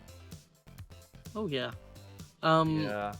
Literally like after this year's OWC, I am fairly confident Japan's only issue is name value, right? Like all these players are really good. We just like don't know what they do because they don't play any other tournaments except for World Cups. They really shocked me this OS World Cup with like they got a mid-range seed, which was expected, but then performed really solidly in group stage and in bracket stage. Like they did better than I was expecting, and I think that will maintain here. I personally have them in the B range. I think they win a match. B. I wasn't sure. I was thinking of putting them in C right now just because I don't know, like I'm just it's as you say, they don't play enough community tournaments. Like as a community, they tend to keep them themselves, so I don't know where to put them because it's only really Rikuyama I think really goes out of his way to play community tournaments other than the World Cups. But YMD and Haga have shown time and time again to be serviceable in these World Cup settings. And I agree that the LWC has been showing the start of a rebuild for them because they had a pretty honorable performance in it. And we didn't mention about Rikuyama returning, but also the gain of Homutan is arguably something quite valuable for them, alongside Furumun coming back for another year. Tichi being gone is a bit of a punch, but I think I definitely have them in the C tier. I do think they at least qualify this year, and I don't know about taking a match, but I definitely want them to. Like Japan, ever since they lost all of their core players from like 4 or 5 years ago, have been in a bit of a tough spot, but I really want them to get out of it because their strong teams had so much charm, and I want to see that synergy come back for them. So C tier for me, and keeping an eye out for unexpected upsets. Yeah, it's for me it's really Rikuyama. leaning. Oh, yeah, for me it's really leaning into even into DNQ. For me, I think the only thing that's keeping them in C tier for me is the introduction of Rikuyama. So, yeah, I don't really see. While I do think that they have what it takes to call, I don't think that they'll get very far. And I'll keep it very short and concise. Rikuyama is worth 3 players by himself. So That's the that's goat. I mean, he just won Kanyo Cup Div 2, by the way.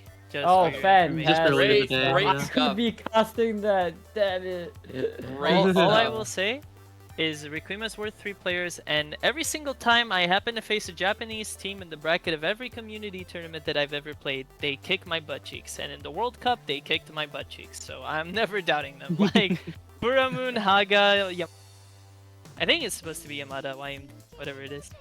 Requima, yeah, those 4 alone are just enough. Like, they have 2 extra players, basically, for me. Yep, and that is going to be enough to put them in combined C tier, but definitely on the edge, a team that could go far with some strong performances, but going to have to prove themselves. And now, on to the next team. I think the team that's fresh in our minds from this year's World Cup, Team New Zealand. Once again, to mention, Oceania has been split, which means we are getting a New Zealand team this year, and I think one person I know who really wants to talk about this one is Hubba Wubba, so I'd like to give you the option of choosing when you go on this. I told you so. I told you all, and you didn't believe me. And then look what happened. Look how the OSA World Cup came down. However, this is not the OSA World Cup. This is these are my dear friends, my dear compatriots, my Hippo Cup teammates. Who I am deeply unsure how this goes. Because, like, Emilbus Osbert, core duo of all time, like, they can just play whatever. And really strong on aim, really strong on mechanics, just generally. Really strong Hard Rock roster. They're a little lacking in hidden this year. They have P to fill in some of those gaps. They have Paulbert to fill in some of the mechanical gaps. Rail generally going to be filling in some of those no-mod skill sets. But I am unsure about skill cap, and we are, like, I don't know. Like, the vibes feel a little off with this one because there isn't as strong of a third. Like, if they had a strong third, I'd be putting them a little higher. But for me, they are going in the B for this World Cup. No Saiku. No Saiku, I think, is the big one. So you might have seen where I just put them, and I think a lot of people are gonna be at my throat for this one, but I should probably elaborate. The thing is, I don't think they're a bad team, right? But there is a very realistic chance that they're gonna be seed 17 or something. I could definitely see that happening. And the reason is that I don't think they have a crazy standout. Well, like, say they have Emilbus and Osber, right? But Emilbus was usually their 4th core player in the World Cup, right? And they don't really have the solid 3rd for most of the maps. So, like, if, say, Emilbus or Osber have a bad day, then they could end up like they did in the World Cup 2 years ago, where they didn't even qualify. They got seed 44. I hope that doesn't happen to them, but I can definitely see it as a possibility. But that's just me. Yeah, I can see it, not quite as far as Jetpacks, but I could see a bit of an underperformance on the side of New Zealand, or at least what would appear as an underperformance in the eyes of viewers, because of the recency bias of their incredible run in OSU World Cup. Mentioning that they lack literally 50% of their core because both Psyche, but also we didn't mention it, Kyujin is also not in range for this tournament, so that is pretty massive for them. And I have them as probably the lowest B tier team in my B tier. I could see a C for them. I think they definitely have enough to qualify, especially that core 2 of Emilbus and Osbert is really, really strong. And Sappy as well in the tapping is really amazing, so that ought to do a lot of work for them. It's more about how the 3 other players are going to work out the holes, the gaps for them to qualify, get a decent seeding, and get a decent bracket. So I think I'll leave them in low B for now, but I could see the C, the C for New Zealand. I definitely think they're going to qualify though. Mm-hmm. There's a chance I move them, but I still have my consensus. Like, if I see them seed 17, I won't be surprised. Yeah, I guess. If I see them seed 8, I won't be surprised either. Yeah, I mean, I guess find a middle ground. To me, they seem like a C tier team through and through. Again, I don't know if they have the additional effort. Oh, yeah, exactly right. And I need to start moving people. I'll get to that some other time. But yeah, I think with that I'm gonna have to move to do some moving. But yeah, I think they are a C tier for me. I'm delirious right now. Holy crap. I'm delirious. Yep, I basically stand exactly where Subaru stands on this one. So let's put them in combined B tier for now, a consensus low B tier, borderline C tier, and move on to the next team after New Zealand. We've got Team Norway. Another team coming off of a really good World Cup year. They're getting Zubs back on 3WC, which is really big for them. And Paper Candle is someone who I think has been one of the unsung heroes for them coming into the last World Cup, performed like a carry player, kind of leveling up from that fill player status to carry player, and with Melver also playing really well this year. I think I'm very optimistic on Norway to definitely qualify this year. Do they win a match, though? That's the question we gotta answer. Yeah, that is an interesting question. As you did mention, Melver also being quite the performer lately for Norway. I think the question will rely a lot on how their tapping roster will work out, as Hunter is also very good as a core mechanics tapping player for them. I'm not so sure about how Penguinsy's been playing lately. Haven't seen much of him, but I think Norway would be in a very actually a very similar range to where I put New Zealand, where it would be either a very high C, very low B. So I think I still got room in B for them, so I could risk it, but then we still have a lot of good teams coming, so I'm definitely going to have to move things around a little bit. But Norway, as you did mention, coming out of a very strong OSU World Cup, and also knowing a bit of a revival in their scene, so Zubs being back, I think can bring hopes higher for them this year. Definitely higher than qualifying. I think winning a match is not unrealistic. I've got them there. I've decided they're gonna do it. You guys are debating something completely different than I am in my mind right now. I mean, I I see was that. kind of Oh, like, God. I was gesturing around whether they like get C tier as like my last C tier team. For now, at least. I'm not very sure. Like this is the problem this year where I'm really struggling on, because like I don't know. There are so many teams that could genuinely be seed 17 or seed 16, like barely, or seed 15. That is just a free for all in that range. I have no idea what to say. And really, they had much of the similar roster. I feel like last year was a shock. People saw them, and they didn't even play bad on most picks. It was just that they struggled on the overall placement. Like, they were super good on Hard Rocks last year. They were super decent on DTs and everything. It's not that they're even bad or anything. It's just that I'm really, really struggling with whether I put them as like my last team to qualify and not win a match, or like a shock DNQ, similar to New Zealand. They're way too similar in that range, those two teams. So for now, I'll just put them in the same tier, but there's definitely room for me to move them around. Like, this is not a definitive placement by any means. But they have like a lot of similarities, and if I'm not looking on the name power alone, then I would probably place them around C tier or D tier. So, I have an interesting wrinkle about this. So, in the previous iteration, our big, beautiful 2025 iteration of the 3WC, their qualifiers results went as follows. A 20 average on Nomad 1 through Hidden 2. Number 4 on both Hard Rock 1 and Hard Rock 2.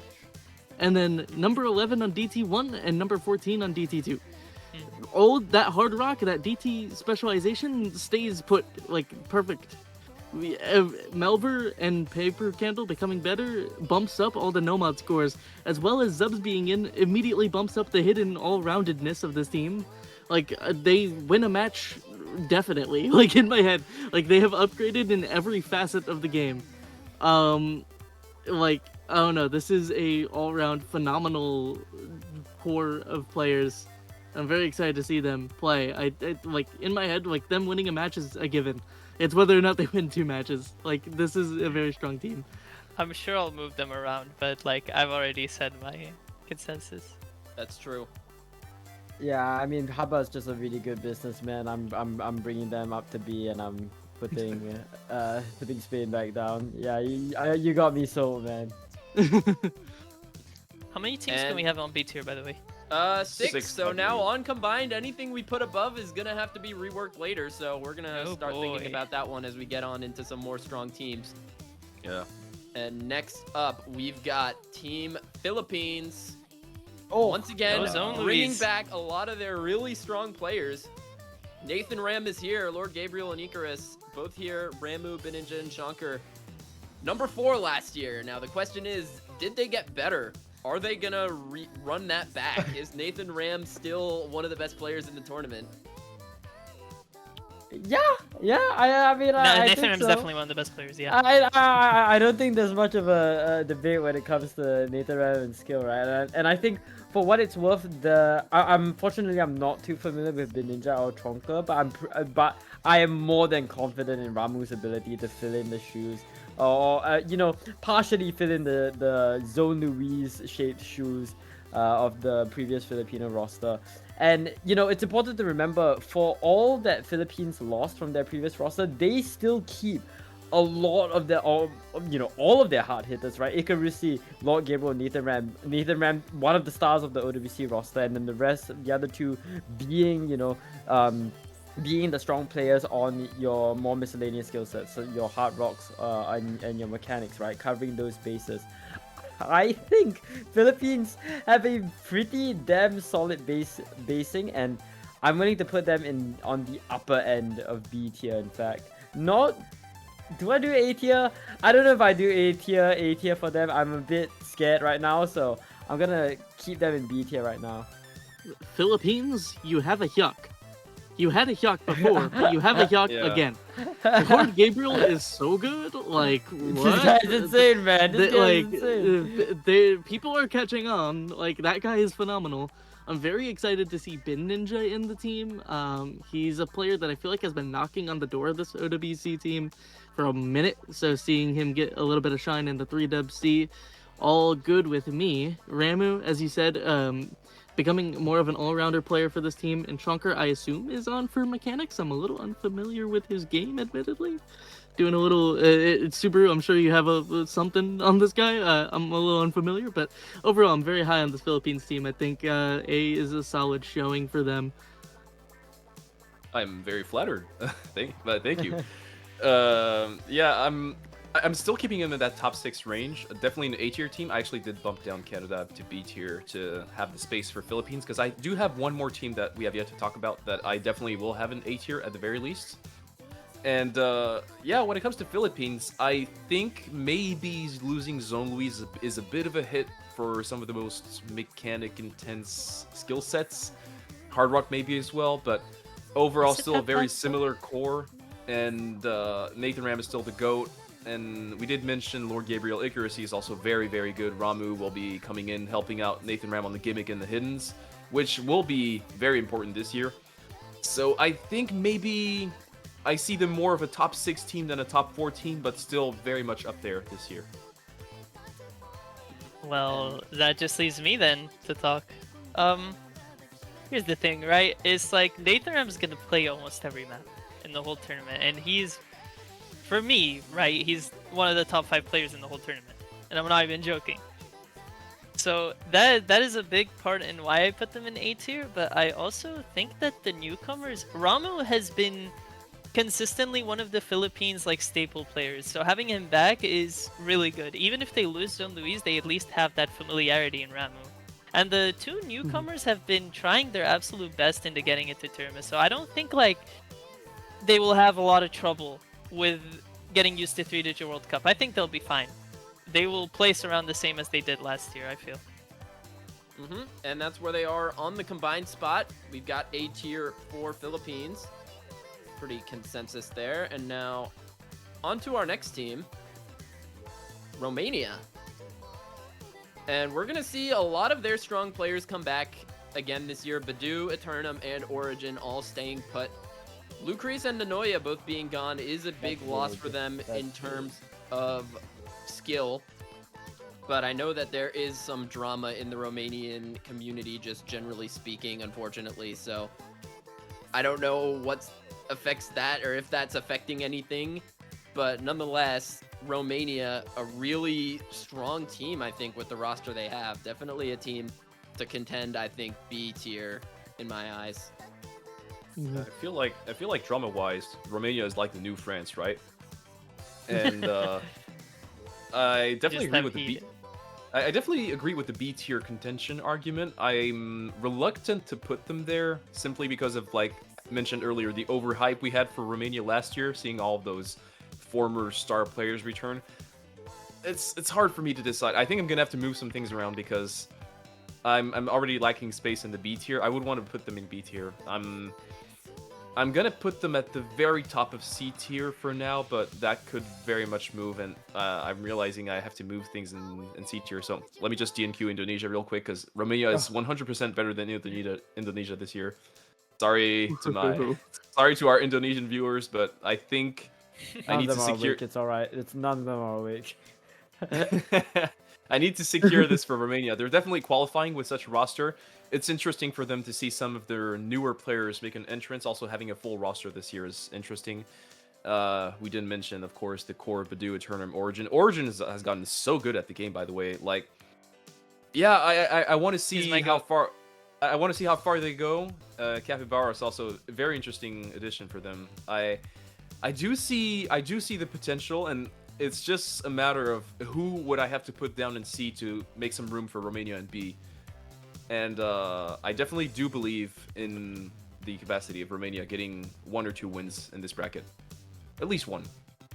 I mean, as much as I love Romania, right, as the roster, for some reason, I've been moving like King Von in this latter half of the predictions.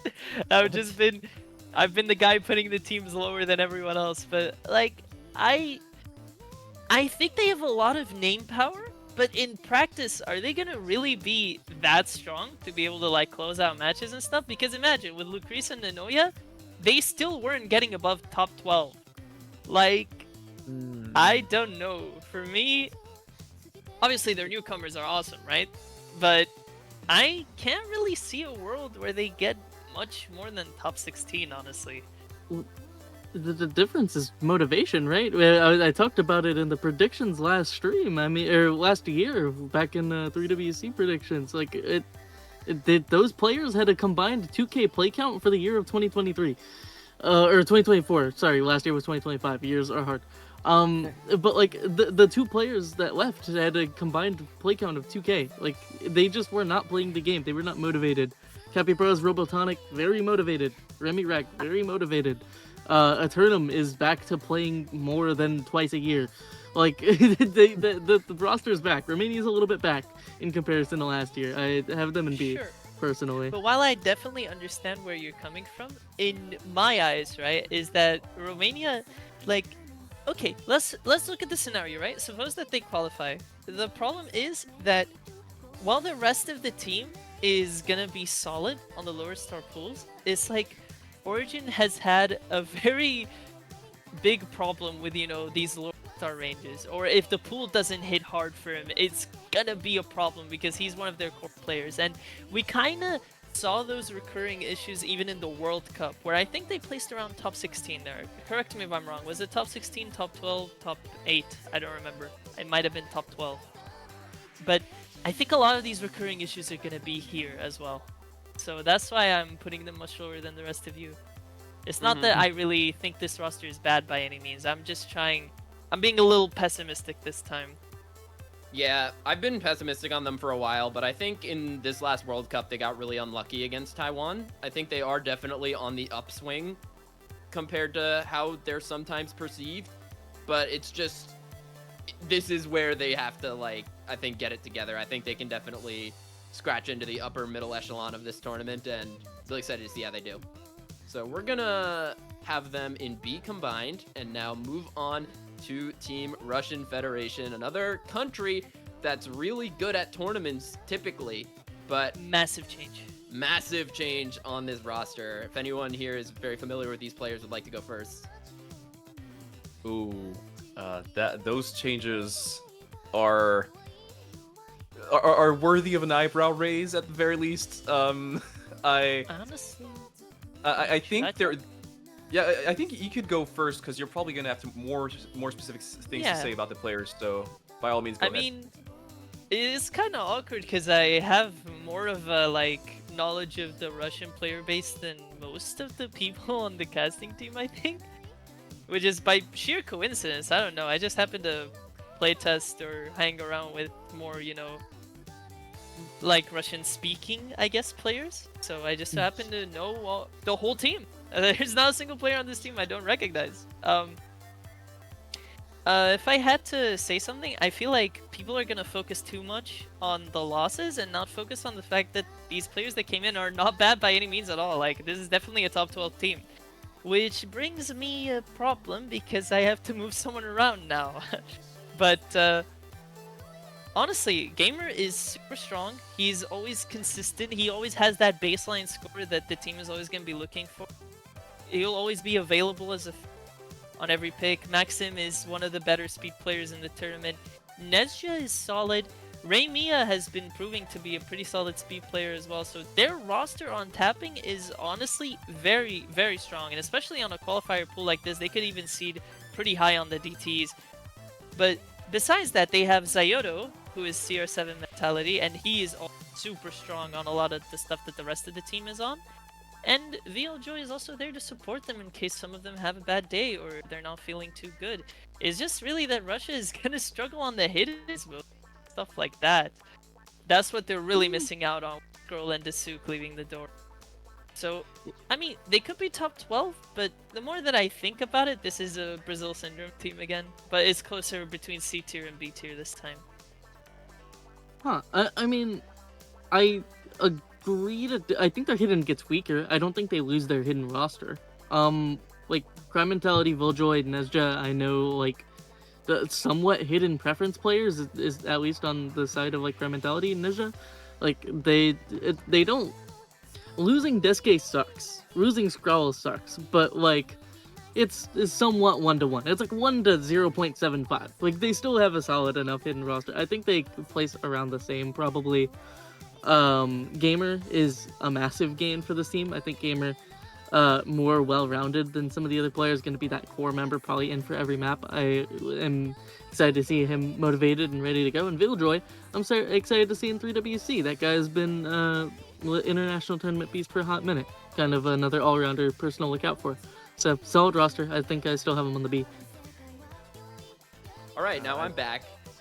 Sorry, I just took a bathroom break, and I'm going to put them in the C tier because there's too much of an unknown entity for me. I don't know any of these Russian players apart from Gamer and Maxim. I've been told that Nezja is really good, but otherwise I'm not going to make a claim on an unknown quantity for myself, so I'm going to put them in C tier. Zayoto is super strong too. Yeah, like, pretty much he's standing, seriously really good.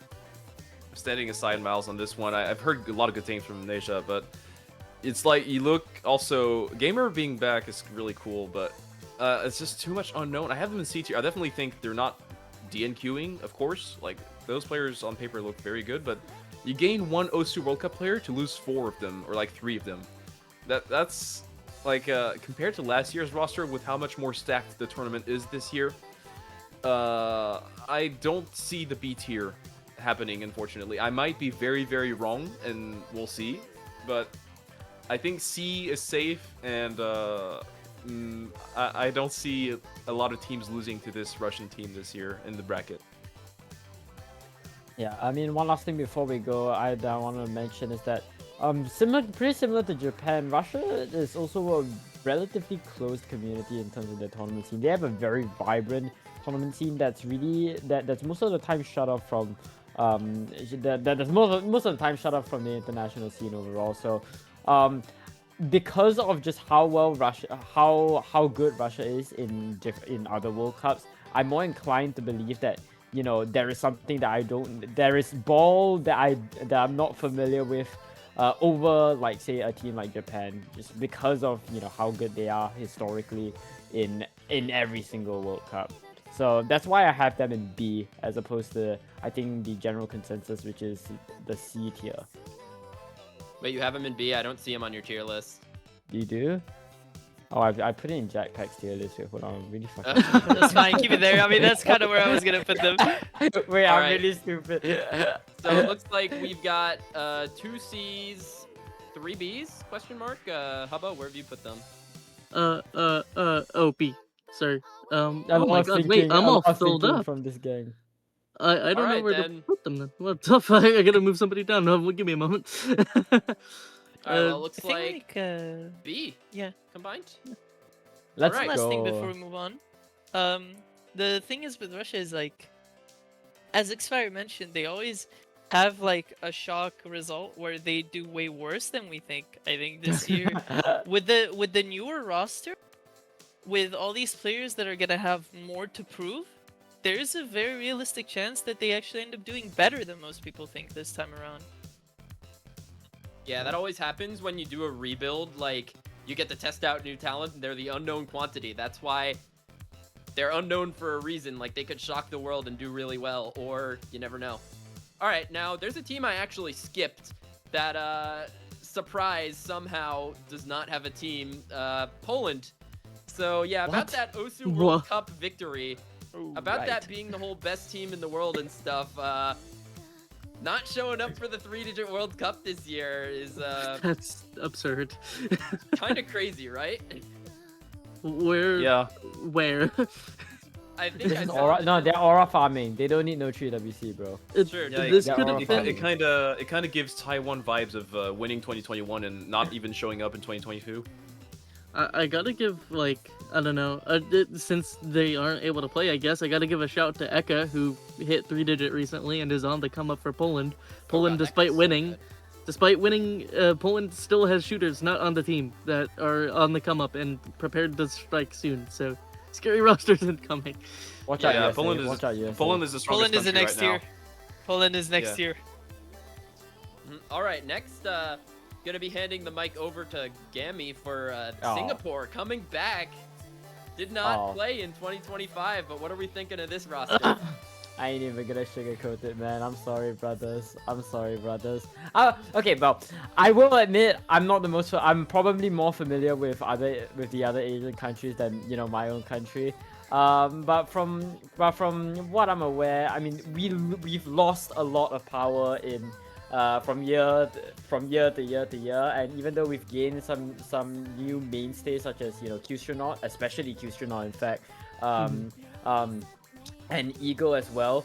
I frankly think that there's been just so much potential that is just untapped for Singapore and has just continued to be untapped from Singapore, such as Makeo, Manic Macho is a returning player, and Sai Mango. So Makeo and Sai Mango, two players that coming back or relatively new to the tournament scene that just haven't been able to really let their true colors shine yet. Even though in the local scene they are very, very capable, but when you take it to an international stage, I think you need a little bit more than local presence. So I'm sorry, I gotta jackpacks it. If I could, I wouldn't put them anywhere in the tier list, but they forced my hand.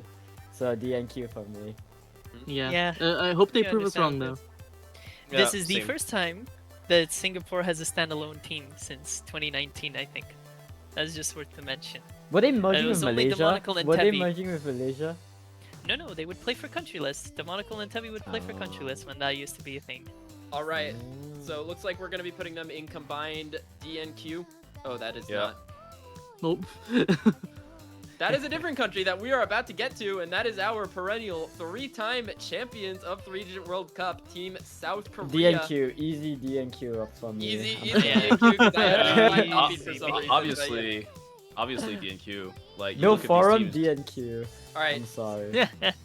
I don't have too much to say about this team, so someone else should go first on this. Hi. I can, Hello. I can Alright. go first. I mean, Oh, you got it, Subaru. sure. So obviously, currently, 3-time title holders, 4 overall if you count 2019 as well. But the last 3 have all gone the way of South Korea, and the last 2 with them beating USA in the grand finals. So yeah, looking pretty confident. And this year, I think, is the year they are likely. I'm not gonna say they can't win, but this year is the year they are likely to be beaten. I did mention Hong Kong earlier being a top contender, and I know there's only 2 slots for S tier, and then one of them is obviously going to go to a later team we're going to talk about. But South Korea are gonna sit in S tier for now because you just look at these names and these past 2 years they had one ultra carry player in 2024 being Forum, in 2025 being Fragrance Page. Neither of them are there this year, and Hyuk didn't sign up for South Korea because otherwise it would be an obvious #1 for them. And this is where I think teams like Hong Kong and I guess spoilers the USA are coming into contention because you look at last year's grand finals, right? You had South Korea losing the finals 7-4, and then they came back guns blazing 7-1 in the first set of grand finals. And last year's grand finals had the particularity of being played on 2 separate weeks, and so USA was able to mount a bit of a comeback all the way to tiebreaker in the second set. So I think I'm specifying this because the 7-1 match really scarred me because of how dominant it was. Not just because Fragrance Page was being the GOAT, but because Amamiya and Allegrissimo were also being better than most of the American players. With that said, with their Ultra Carry being gone and none of the new players really replacing that role, I think there's more of an open window now for South Korea to lose points. They also lose Doomsday Fanboy and Zayson, who were really strong on the tapping mechanics. I mean, they still got My Keyboard coming in, and Chipori, who people also might know as Parisia. So the roster has definitely still got it. They're still a very top contender, but I think this might be the year we don't see South Korea at the top. You said it much nicer than I am going to. I think Are you hovering it there? Oh no. So here's the thing. Here's the thing. I think that I have to mention the style of pooling of 3WC again. Like, all these new players are solid. They're pretty good players. I just think that other than Allegrissimo and Amamiya Kokoro, these players are very good at linear skill sets. Like, My Keyboard, very strong on Hard Rocks. Like, Hard Rock 1, Hard Rock 2 as is standard. Petite, very strong at baseline mechanics. Like, very strong at raw aim, very strong at raw tapping. Sherbet, gonna be a general hidden fill for this team. It will help a bit with the loss of Fragrance of Page, but like, to scale is not going to be equivalent at all. Which is why I think they are a hearty 4th place. Yeah, I'm with Hubba. I kind of give them exactly 4th place in this sort of format. Probably top 3 as well. It's just like no Fragrance of Page, no Forum. You're taking away Thanos' Infinity Stones, and I think countries like USA, like Hong Kong, are going to be there to usurp, and that's why I'm putting them in A tier. But definitely, I think the top of A tier. I think they'd most likely be 3rd place. For me, it's like, I think heritage in tournaments plays a big role, because when you're a big dog, you think like a big dog. You don't get like as nervous, because you kind of have this feeling that I'm gonna still do well. It doesn't matter if it doesn't look like it, I'm still gonna do well. And they won 3 times out of 4 in the latest 4 years. Like, that kind of heritage just doesn't go away. That mentality doesn't go away. I don't think that suddenly these 3 newcomers are not gonna inherit that mentality. And maybe you guys are underestimating Sherbet a bit. Just saying. I'll leave it at that. And I'll put them in my S tier. As my top 2 team, though. Not 1st place.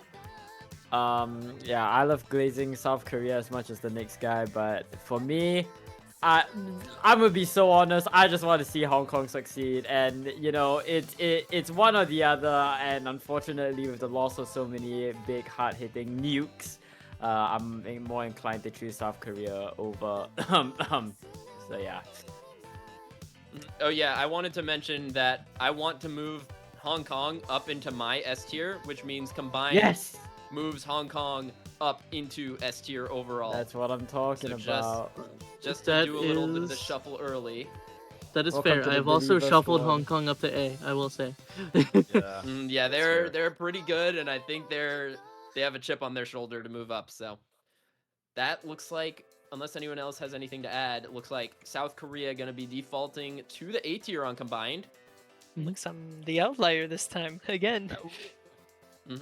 All right, now after South Korea, we'll be moving on to Sweden, another country that usually you find in the middle of the pack in the 3-digit World Cup, but did not qualify 24th last year. And I don't really know if this team is really adding enough for us to put them in qualified.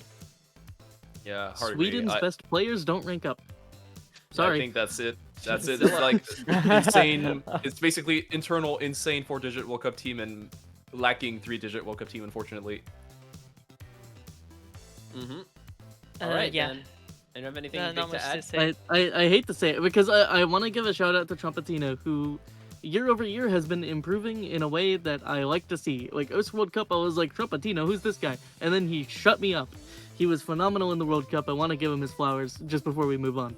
Mhm. But That guy's like, been He's for a other while. basically their star player, but they don't have any star power anymore in the 3-digit World Cup. Ever since Silla left the Swedish team, it's kind of just been a complete downward spiral. It's like a cliff, even a downward cliff. They completely fell off it, and I'm really sad to say that.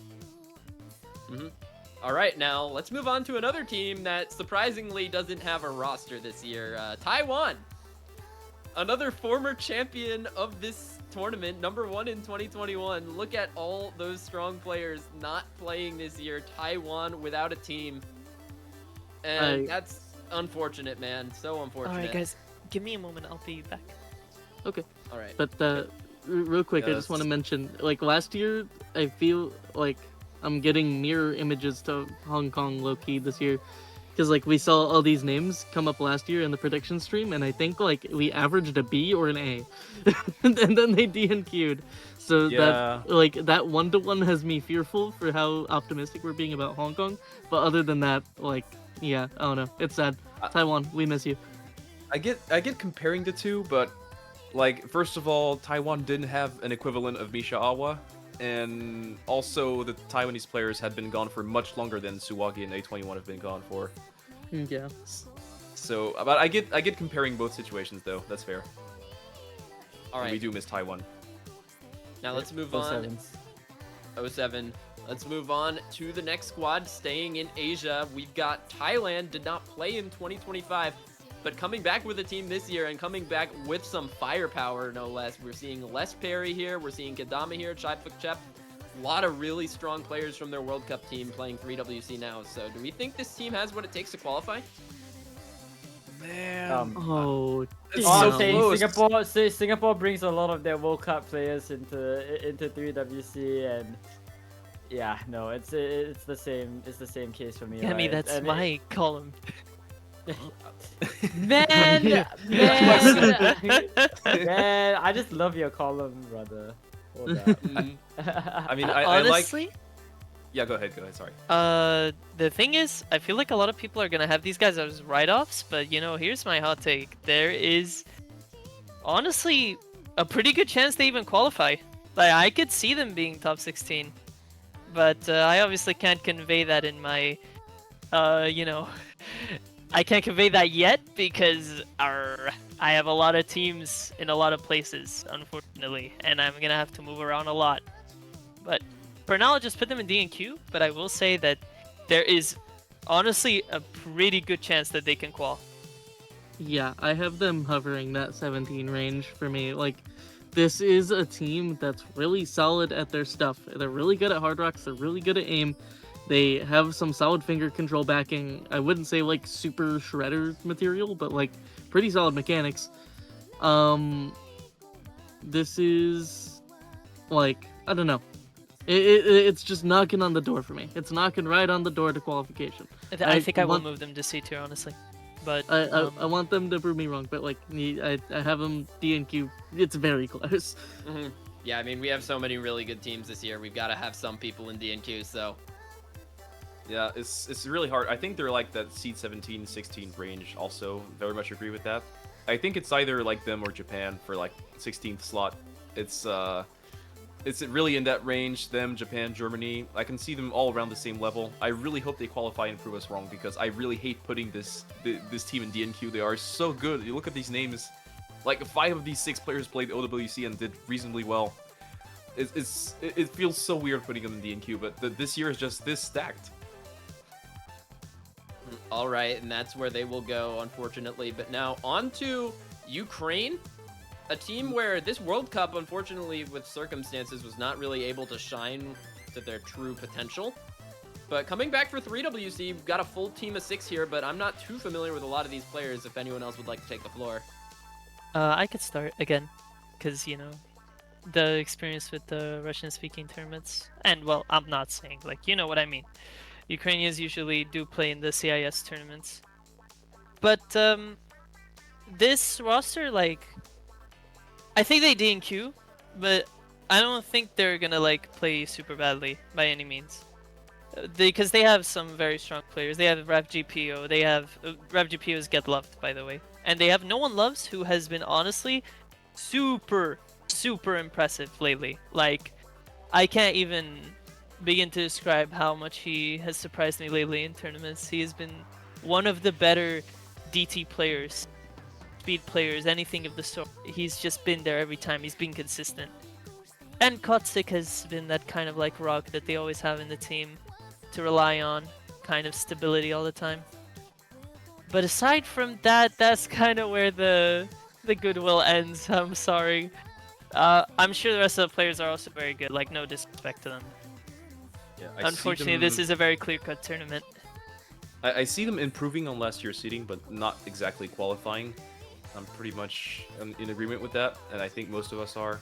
It's tough. It's, once again, good players, but so stacked of a tournament. Yeah, tough reality, tough crowd, man. Nothing more for me to add.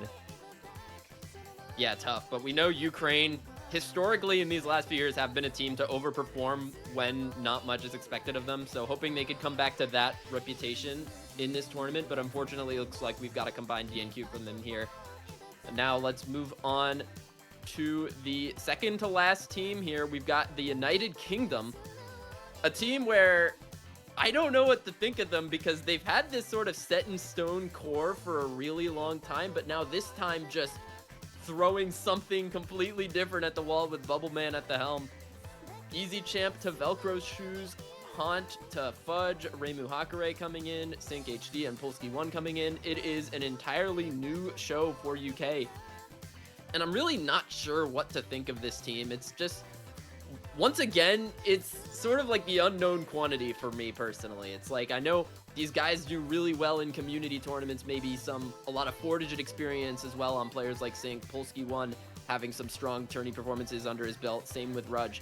But I just don't know where to put them, and with how tough the competition is this year, I see them qualifying, but I see them kind of on the halfway point between C and B tier, personally. Yeah, it's I mean, it's looking. Yeah, go ahead. Sorry. I can disagree, honestly. I'll be on this like fact of, like, their biggest hurdle will be when they qualify, because I think their seeding will really determine where they place in the. Also, have I been cutting off? Is my mic okay?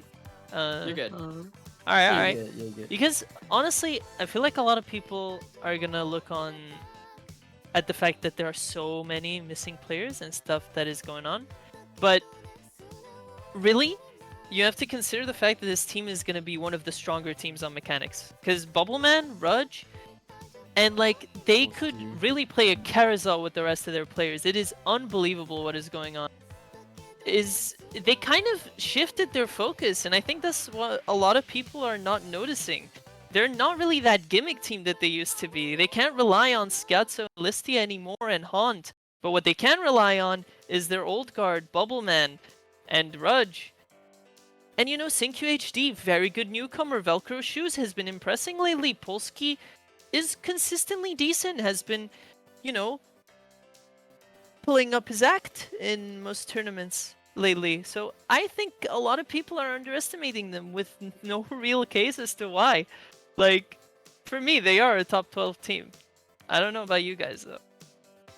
Yeah, I can definitely agree with you, Jackpacks, on that. I don't see a universe where a team with Bubbleman at the helm drops anywhere below top 12. In fact, me personally, I'm honestly leaning towards that A tier, just based off the fact that, you know, yes, they can't rely on, you know, that whole genre of skill sets that they used to have a monopoly on, but when it comes down to it, there are very few teams that I can confidently say beat the UK when it comes to hard mechanics, and for that reason, you know, I might just do it. You know, I might just rip it. You know, frick, that's on Jack Pax again. I might just do it. Oh my A god, tier. we're ripping It's the A tier UK for me. A tier. A lot of hope Dude, here. I'm doing it. I'm doing it. I'm doing I'll it. say I had the hopium for World Cup. I had them being like in the top middle tier. I had them potentially making top 4 in OWC this year. I don't know. I don't Yeah. see the unknown quantity. I had the hope last 3WC. If you look at the roster, that's pretty freaking good, huh? I you think- look at what they had last year, and they just think kinda, last like year- threw it. Well, last year But they y- also had the issue. I think it was Easy Champ who wasn't showing up to matches. Yeah. So you know the issue? The UK is too employed, yo. Easy Champ's work avoided him like for every match, and that by default ruined the mental of the players that could show up. And then Schiazzo is too like young equivalent of employed because he like has to run home from school every day. Like he has to run, he has to run home. Like he literally was 10 minutes late because he sprinted from school. Like I don't know, man. Like hopefully this is a more motivated roster, but I just think they Hopefully lack they're, depth. like, They are more definitely more unemployed. motivated. Yeah, the motivation is gonna help a lot. I just think they lack the depth to coincide with it. So I have them in C tier personally because you know it's a first time thing. They're testing it out. I hope they prove me wrong. I hope they win some match, but you know. Yeah, same reasoning basically. Not gonna add much to what Hubba said. I'm basically on board with the C tier. For So, me, we've got- precisely the fact that it's a new team, the fact that it's new faces, which are gonna want to prove something more, much like Russia. That is precisely the reason why I put them in B tier. All right then. It looks like we've got 3 of us in C tier, 1 B and 1 A for majority rule. That's 3 in C, so we're gonna default them to C for now, especially because our C tier rounds out perfectly here, 4 teams. Oh yes. And now on to the final roster, one that I'm sure many people have been waiting for us to talk about. I know I've been waiting to talk about. Okay, Team- this is the real D. This is the real Team United DNQ. States. All right, so DNQs, start lining them up now. There Alright, we go. Oh, I but I can she go broke. last on this one, unless you want me to just do my spiel. Oh dear, I we have a think problem. I I can. think Mal should go do- last. Guys, we I- have I a think I'm- Mal should go there. What is your problem?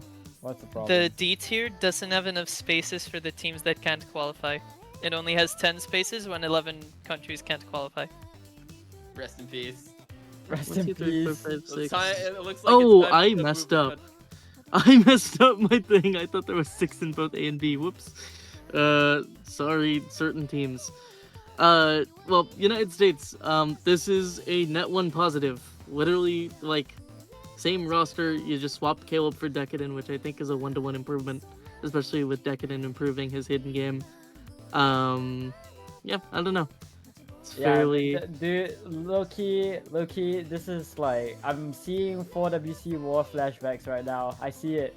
It's like I see Pez here. I see Ethan Tricks here. Like, this is the invasion. It is so cooked. Is what I'm saying. I, frankly speaking, don't see a team in this tournament that even begins to come close to the States here. Like, call me pessimistic and, like, you know, not knowing these players enough core. But I'm sorry, you don't beat a roster that has 5 members of the second place runner-up OS World Cup 2025 team, with their only non-OS World Cup rep being Flamesteer, who has been improving by leaps and bounds, not just this year, but since last year as well. I mean, what are we doing, man? Like, man. Yeah, I think if there was ever a year where USA would look like the strongest team on paper without the tournament even starting, it would be this year for sure. Decadent coming in for Caleb is, in my opinion, an upgrade, except maybe for some very gimmicky hiddens. Kaisa. But then again, Decadent is so freaking good, like arguably the strongest player on the roster through and through. And the rest of the team is so good, as you did mention, full OWC roster except for Flamesteer, who is also pulling his weight on mechanics and Hard Rock. It's hard to imagine another team being top 1 Tompwan predicted this year because they're just looking so good and looking like they can cover every single skill set very, very well. I will note that last year they had a bit of a weakness on tapping, losing the tapping picks to even South Korea. And Decatur doesn't really fill that gap, but I think with how strong they'll be on everything else, it's more than okay. And I think teams like Hong Kong on a good day and South Korea on a very good day could give them some trouble. But if 1 year is to do it, it's this year. They've been second place twice in a row. Maybe the third time is a charm. And I'm definitely agreeing with you guys. USA being top 1 contender, top 1 favorites to win. Yeah, for me, it's not even a question. They're winning this year. Like, Every time I've had to it face- took Poland, man. It took the entirety of Poland to even begin to make this close. Like, come on, man. if I had to describe it in a way that I could like put it into picture, how impossibly hard it's gonna be to beat this team. Like, every time you have to face one of these players in a community tournament, just one, just a single one, it's always troublesome. And now imagine that for a whole 6-man roster. Yeah. You guys basically covered all of it, but yeah, basically I've been thinking the same thing. Like, this USA team is due. They've been coming top 2 for so many iterations, just getting beaten out, like in TB by teams like Hong Kong and South Korea, just gating them for multiple years, even reaching tiebreaker against them last year. But as I said, Thanos kind of lost his Infinity Stones this year. No Fragrance of Page on South Korea. United States bringing in the same roster pretty much with a direct upgrade to Kaiten. Top match costed many matches this year for the USA. I don't think too many people are really noticing that. He's really reached a new gear, and everyone else also being super motivated to finally take a win in this tournament again for the first time since 2020. I think they're really gonna lock in this time and try to win with this 6-man roster. They're all so strong at the right time. I just don't know if there's a team here that can beat them. That gimmick roster, by the way. Just saying. Oh my god, Yeah. Ethan Tricks, Takedo, Bashi Man, and then Kaiten as well on some types of And then you go on mechanics, and for some reason they just need to have Pez, Flamesteer, and Takedo. Like, wow, okay. They're covering it on all fronts. It's actually weird to think that for a team that in the World Cups has been speed abusing for so long, like this year, speed might be the only decent chance of getting convincing points against them. And that's not even true until like Grands. That's the funny part. Yeah, Yeah, I mean, Like- they like don't this- really have a pure speed player at all on this team. like they cover it all basically until like high speed scaling. But yeah, I agree with everybody. Like obviously they're looking like the favorites this year. I think I'd like to hope that at least 1 or 2 teams could give them at least some trouble. But yeah, they're looking like they really want this win this year. All right, then, if nobody else has anything big to add, it looks like it's time for us to start reorganizing this combined Oh, man, tier I list hate now. this. And yeah, now I wanted to mention the fact that I have been completely struggling with the lower half of the sheet. Like, you guys have been seeing me mess around with it, and I don't know. I'm just completely stuck. I'm completely Yeah. stuck. I mean, I've played don't around with know. mine a little bit already. Mine is concise. I fixed mine up. This is what I like. All right, What do now, I even do? let's see. So- So, we've got our 4 for top 6 here, but do we have anyone in top 12? Because that's where we're really going to have to do our movement here. Yeah, first of all, it's hard. I mean, I don't really trust the Russia top 12 just because like of how much knowledge I lack on this team.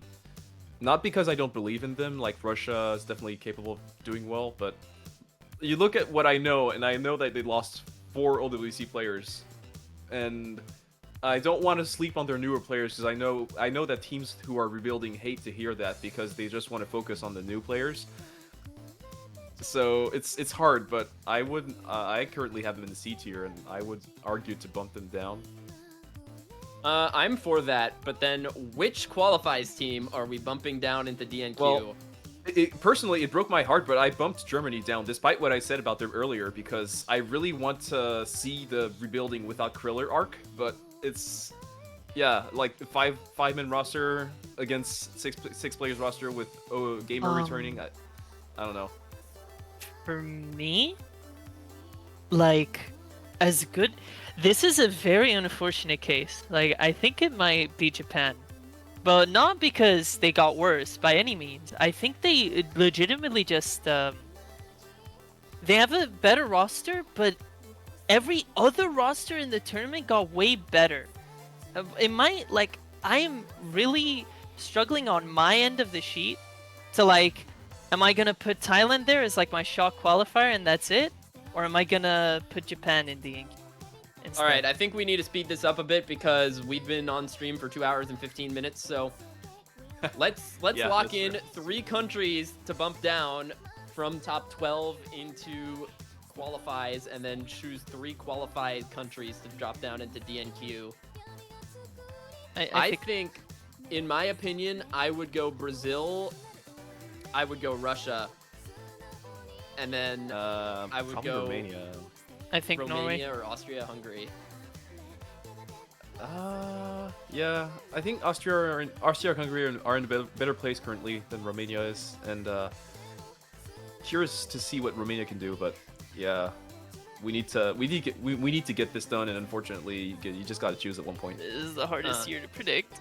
I'm going. It- I it- want to go Brazil, Romania, Russia. Then Yeah, I think I'm in agreement with that. It's hard. It's so hard to pick. Like, Jack, you're literally starting prediction streams on the hardest possible year, but Yeah, It- I'm confident that I messed up pretty bad, but I hope I it's didn't. okay.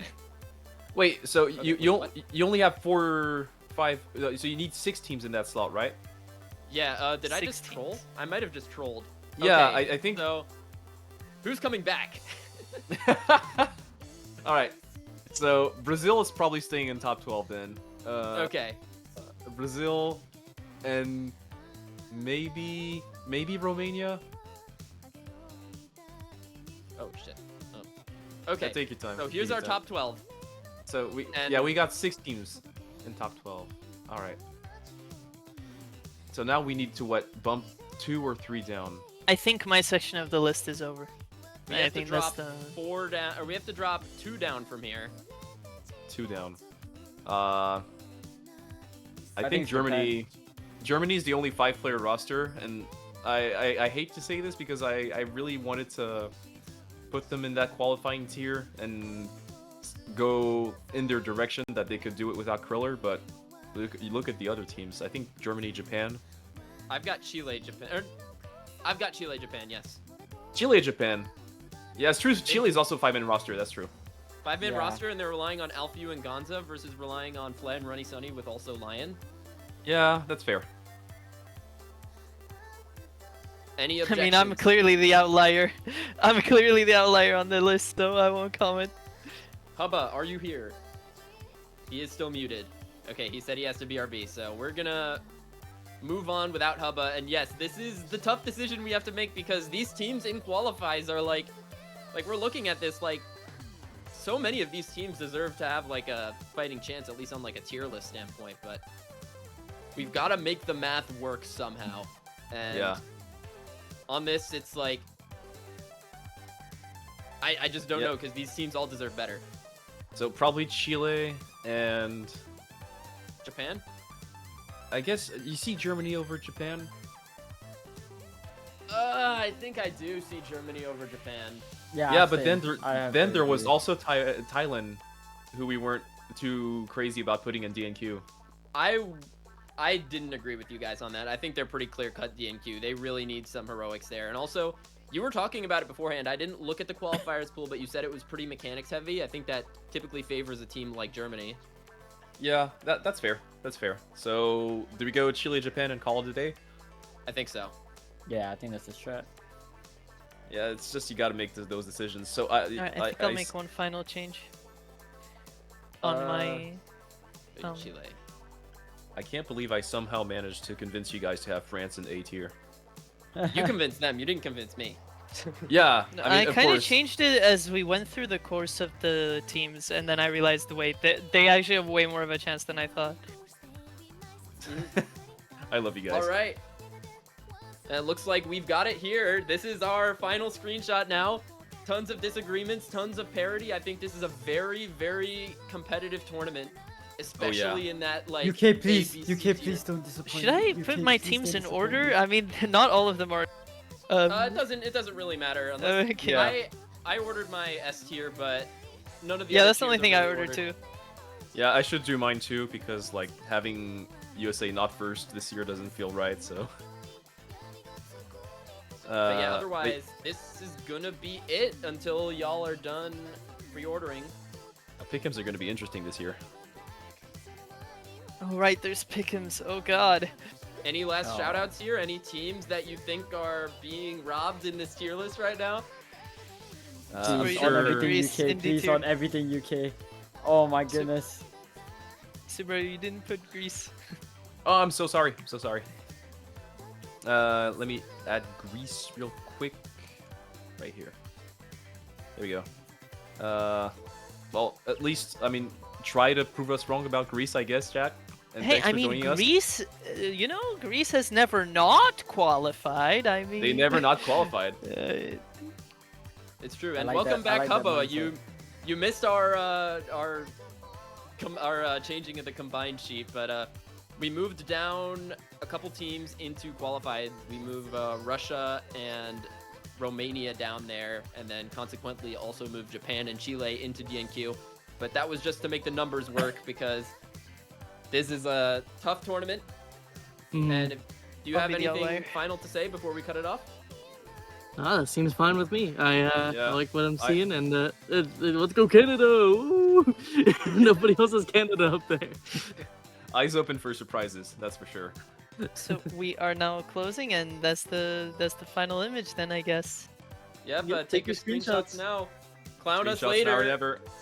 And I hope you all I have enjoyed a this feeling stream. like I'm the one that's probably gonna get clowned the most because it looks like I have the biggest disagreements with most of you, especially in the lower range. Oh well. All right then. Well, Thank you all if, for well, if watching. you're right, you'll feel great. Thank you so Thanks much. for being here with us, Gammy, Hubba, Jackpack, Subaru, and Miles. Hope you all had a good time watching, and good luck to everyone playing. That's gonna do it for us. Have a good rest of your day. See you all. Good That luck, was a very everyone. fun experience. Bye. Bye bye.